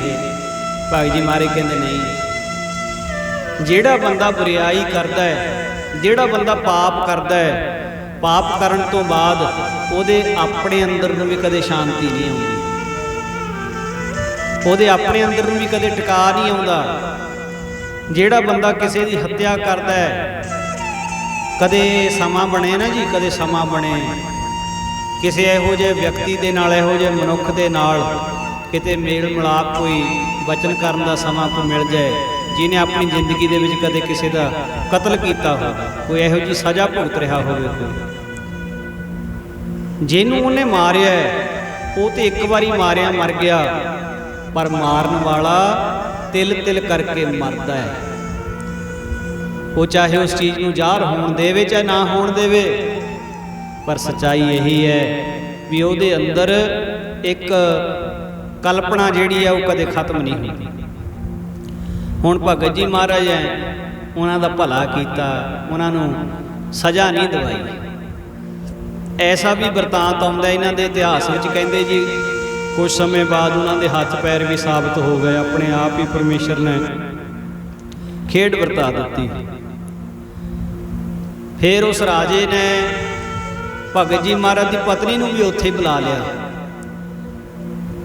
ਤੇ ਇੱਕ ਦਿਨ ਰਾਜੇ ਦੀ ਰਾਣੀ ਭਗਤ ਜੀ ਮਹਾਰਾਜ ਦੀ ਪਤਨੀ ਦੀ ਸੇਵਾ ਵਿੱਚ ਬੈਠੀ ਹੈ ਕਿ ਅਚਾਨਕ ਖਬਰ ਆਈ ਵੀ ਨਾਲ ਦੇ ਰਾਜੇ ਦੀ ਮੌਤ ਹੋ ਗਈ ਹੈ, ਤੇ ਜਿੰਨੀਆਂ ਰਾਣੀਆਂ ਸਨ ਉਹ ਸਤੀ ਹੋ ਗਈਆਂ ਨੇ। ਤੇ ਰਾਣੀ ਉਹ ਵੀ ਕਹਿਣ ਲੱਗੀ, ਕਹਿੰਦੀ ਕਿੰਨੀਆਂ ਰਾਜੇ ਦੇ ਨਾਲ ਉਹਨਾਂ ਦਾ ਪਿਆਰ ਹੋਏਗਾ ਵੀ ਜਿਹੜੀਆਂ ਮਰਨ ਵਾਸਤੇ ਨਾਲ ਹੀ ਤਿਆਰ ਹੋ ਗਈਆਂ। ਤੇ ਭਗਤ ਜੀ ਦੀ ਪਤਨੀ ਕਹਿਣ ਲੱਗੀ ਕਿ ਪ੍ਰੇਮ ਇਹ ਨਹੀਂ ਵੀ ਅੱਗ ਦੇ ਵਿੱਚ ਸੜ ਕੇ ਮਰ ਗਈਆਂ, ਪਿਆਰ ਤੇ ਤਦ ਮੰਨੀਏ ਜੇ ਮਰਨ ਦੀ ਖਬਰ ਸੁਣ ਕੇ ਹੀ ਮੌਤ ਆ ਜਾਂਦੀ। ਉਹ ਰਾਣੀ ਕਹਿੰਦੀ ਇਦਾਂ ਕਿੱਦਾਂ ਹੋ ਸਕਦਾ ਹੈ? ਕਹਿੰਦੇ ਹੋ ਸਕਦਾ ਹੈ। ਉਹ ਰਾਣੀ ਨੇ ਆਪਣੇ ਮਨ ਦੇ ਵਿੱਚ ਗੱਲ ਇਹ ਰੱਖੀ, ਮਨ ਦੇ ਵਿੱਚ ਰੱਖੀ। ਇੱਕ ਦਿਨ ਭਗਤ ਜੀ ਮਹਾਰਾਜ ਬਾਗ ਦੇ ਵਿੱਚ ਸੈਰ ਕਰਨ ਗਏ ਹੋਏ ਸੀ, ਤੇ ਰਾਣੀ ਨੇ ਆਪਣੀ ਗੋਲੀ ਨੂੰ ਕਿਹਾ ਜਾ ਕੇ ਤੂੰ ਦੱਸ ਵੀ ਭਗਤ ਜੀ ਦੀ ਮੌਤ ਹੋ ਗਈ ਹੈ। ਉਹਨਾਂ ਨੇ ਜਾ ਕੇ, ਗੋਲੀ ਨੇ ਜਾ ਕੇ ਭਗਤ ਜੀ ਦੀ ਪਤਨੀ ਨੂੰ ਕਿਹਾ ਵੀ ਭਗਤ ਜੀ ਮਹਾਰਾਜ ਦੀ ਮੌਤ ਹੋ ਗਈ ਹੈ। ਮਾਤਾ ਜੀ ਹੱਸ ਕੇ ਕਹਿਣ ਲੱਗੇ, ਕਹਿੰਦੇ ਠੀਕ ਹੈ ਤੁਸੀਂ ਪਰਖ ਲੈਣਾ ਚਾਹੁੰਦੇ ਹੋ, ਪਰ ਸੱਚਾਈ ਤੇ ਇਹ ਹੈ ਵੀ ਭਗਤ ਜੀ ਮਹਾਰਾਜ ਸਵਾਮੀ ਜੀ ਤਾਂ ਇਸ ਵੇਲੇ ਬਾਗ ਵਿੱਚ ਸੈਰ ਕਰ ਰਹੇ ਨੇ, ਤੇ ਜਿੱਦਣ ਉਹਨਾਂ ਨੇ ਜਾਣਾ ਮੈਨੂੰ ਪਤਾ ਹੈ, ਜਿੱਦਣ ਉਹਨਾਂ ਨੇ ਜਾਣਾ ਮੈਨੂੰ ਪਤਾ ਹੈ, ਮੈਨੂੰ ਦੱਸ ਕੇ ਜਾਣਗੇ, ਮੈਨੂੰ ਮਿਲ ਕੇ ਜਾਣਗੇ। 3-4 ਦਿਨ ਬੀਤੇ, ਰਾਣੀ ਨੇ ਫਿਰ ਇਹੀ ਖੇਡ ਖੇਡੀ, ਤੇ ਮਾਤਾ ਜੀ ਕਹਿਣ ਲੱਗੇ ਵੀ ਇਹਨੂੰ ਇਸ ਤਰ੍ਹਾਂ ਸਮਝ ਨਹੀਂ ਲੱਗੇਗੀ, ਬਾਰ-ਬਾਰ ਇੱਥੇ ਹੀ ਭਟਕਣਾ ਵਿੱਚ ਹੀ ਪਈ ਰਹੇਗੀ, ਉਹਨੂੰ ਨਹੀਂ ਪਤਾ ਤੇ ਜਿਨ੍ਹਾਂ ਦਾ ਆਪਣੇ ਸਵਾਮੀ ਨਾਲ ਪ੍ਰੇਮ ਹੁੰਦਾ ਉਹ ਕਿੱਦਾਂ ਸਰੀਰ ਛੱਡ ਦਿੰਦੇ। ਤੇ ਭਗਤ ਜੀ ਦੀ ਪਤਨੀ ਨੇ ਬਸ ਉਸੇ ਵੇਲੇ ਚਾਦਰ ਲੈ ਕੇ ਲੰਮੇ ਪੈ ਗਏ ਤੇ ਸਰੀਰ ਛੱਡ ਦਿੱਤਾ। ਭਗਤ ਜੀ ਦੀ ਪਤਨੀ ਨੇ ਸਰੀਰ ਛੱਡ ਦਿੱਤਾ। ਜਦੋਂ ਪਤਾ ਲੱਗਿਆ ਰਾਣੀ ਨੂੰ ਬੜਾ ਪਛਤਾਵੇ ਵੀ ਇਹ ਕੀ ਖੇਡ ਵਰਤੀ, ਇਹ ਕੀ ਗੱਲ ਹੋਈ।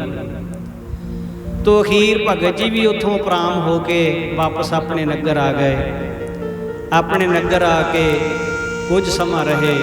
ਥੋੜ੍ਹੇ ਚਿਰ ਬਾਅਦ ਫਿਰ ਭਗਤ ਜੀ ਨੇ ਵੀ ਸਰੀਰ ਛੱਡ ਦਿੱਤਾ। ਭਗਤ ਜੀ ਮਹਾਰਾਜ ਦੀ ਪਵਿੱਤਰ ਬਾਣੀ ਸ੍ਰੀ ਗੁਰੂ ਗ੍ਰੰਥ ਸਾਹਿਬ ਮਹਾਰਾਜ ਦੀ ਦਰਜ ਹੈ। ਇਹਨਾਂ ਦੇ ਜੀਵਨ ਦੀਆਂ ਇਤਨੀਆਂ ਕੁ ਹੀ ਘਟਨਾਵਾਂ ਇਤਿਹਾਸ ਦੇ ਵਿੱਚ ਆਪਾਂ ਨੂੰ ਪ੍ਰਾਪਤ ਹੁੰਦੀਆਂ ਨੇ। ਹੋਰ ਜਾਣਕਾਰੀਆਂ ਹੋ ਸਕਦਾ ਉਸ ਇਲਾਕੇ ਦੇ ਵਿੱਚ ਜਿਹੜੇ ਭਗਤ ਜੀ ਮਹਾਰਾਜ ਦੇ ਮੰਨਣ ਵਾਲੇ ਨੇ ਉਹਨਾਂ ਦੇ ਕੋਲੋਂ ਹੋਰ ਜਾਣਕਾਰੀਆਂ ਵੀ ਮਿਲ ਸਕਦੀਆਂ ਨੇ। ਪਰ ਫਿਲਹਾਲ ਜਿਤਨੇ ਕੁ ਗ੍ਰੰਥ, ਜਿਤਨੀਆਂ ਕੁ ਪੋਥੀਆਂ ਭਗਤ ਜੀ ਮਹਾਰਾਜ 'ਤੇ ਲਿਖੀਆਂ ਗਈਆਂ ਨੇ ਉਹਦੇ ਵਿੱਚ ਇਹੀ ਜਾਣਕਾਰੀ ਪ੍ਰਾਪਤ ਹੋਈ ਹੈ। ਹੋਈਆਂ ਬੇਅੰਤ ਭੁੱਲਾਂ ਦੀ ਮੁਆਫੀ ਬਖਸ਼ ਦੇਣੀ ਜੀ, ਗੁਰੂ ਕਿਰਪਾ ਕਰੇ। ਕੱਲ੍ਹ ਨੂੰ ਮੱਸਿਆ ਦਾ ਦਿਹਾੜਾ ਹੈ ਅਤੇ ਮੱਸਿਆ 'ਤੇ ਆਪ ਜੀ ਸ਼ਾਮ ਦਾ ਜਿਹੜਾ ਦੀਵਾਨ ਸੰਤ ਜੀ ਮਹਾਰਾਜ ਦੇ ਅਸਥਾਨ 'ਤੇ ਉੱਥੋਂ ਹੀ ਲਾਈਵ ਹੋਏਗਾ ਅਤੇ ਆਪਾਂ ਇੱਥੋਂ ਲਾਈਵ ਕੱਲ੍ਹ ਨੂੰ ਨਹੀਂ ਹੋ ਸਕਾਂਗੇ। ਮਹਾਂਪੁਰਸ਼ਾਂ ਦੇ ਅਸਥਾਨ ਤੋਂ ਮੱਸਿਆ ਦੇ ਸੰਬੰਧ ਦੇ ਵਿੱਚ ਜੋ ਕੀਰਤਨ ਹੋਣਾ ਉਹੀ ਲਾਈਵ ਹੋਏਗਾ ਜੀ। ਹੋਈਆਂ ਭੁੱਲਾਂ ਦੀ ਮੁਆਫੀ ਬਖਸ਼ਣੀ ਜੀ। ਵਾਹਿਗੁਰੂ ਜੀ ਕਾ ਖਾਲਸਾ, ਵਾਹਿਗੁਰੂ ਜੀ ਕੀ ਫਤਿਹ।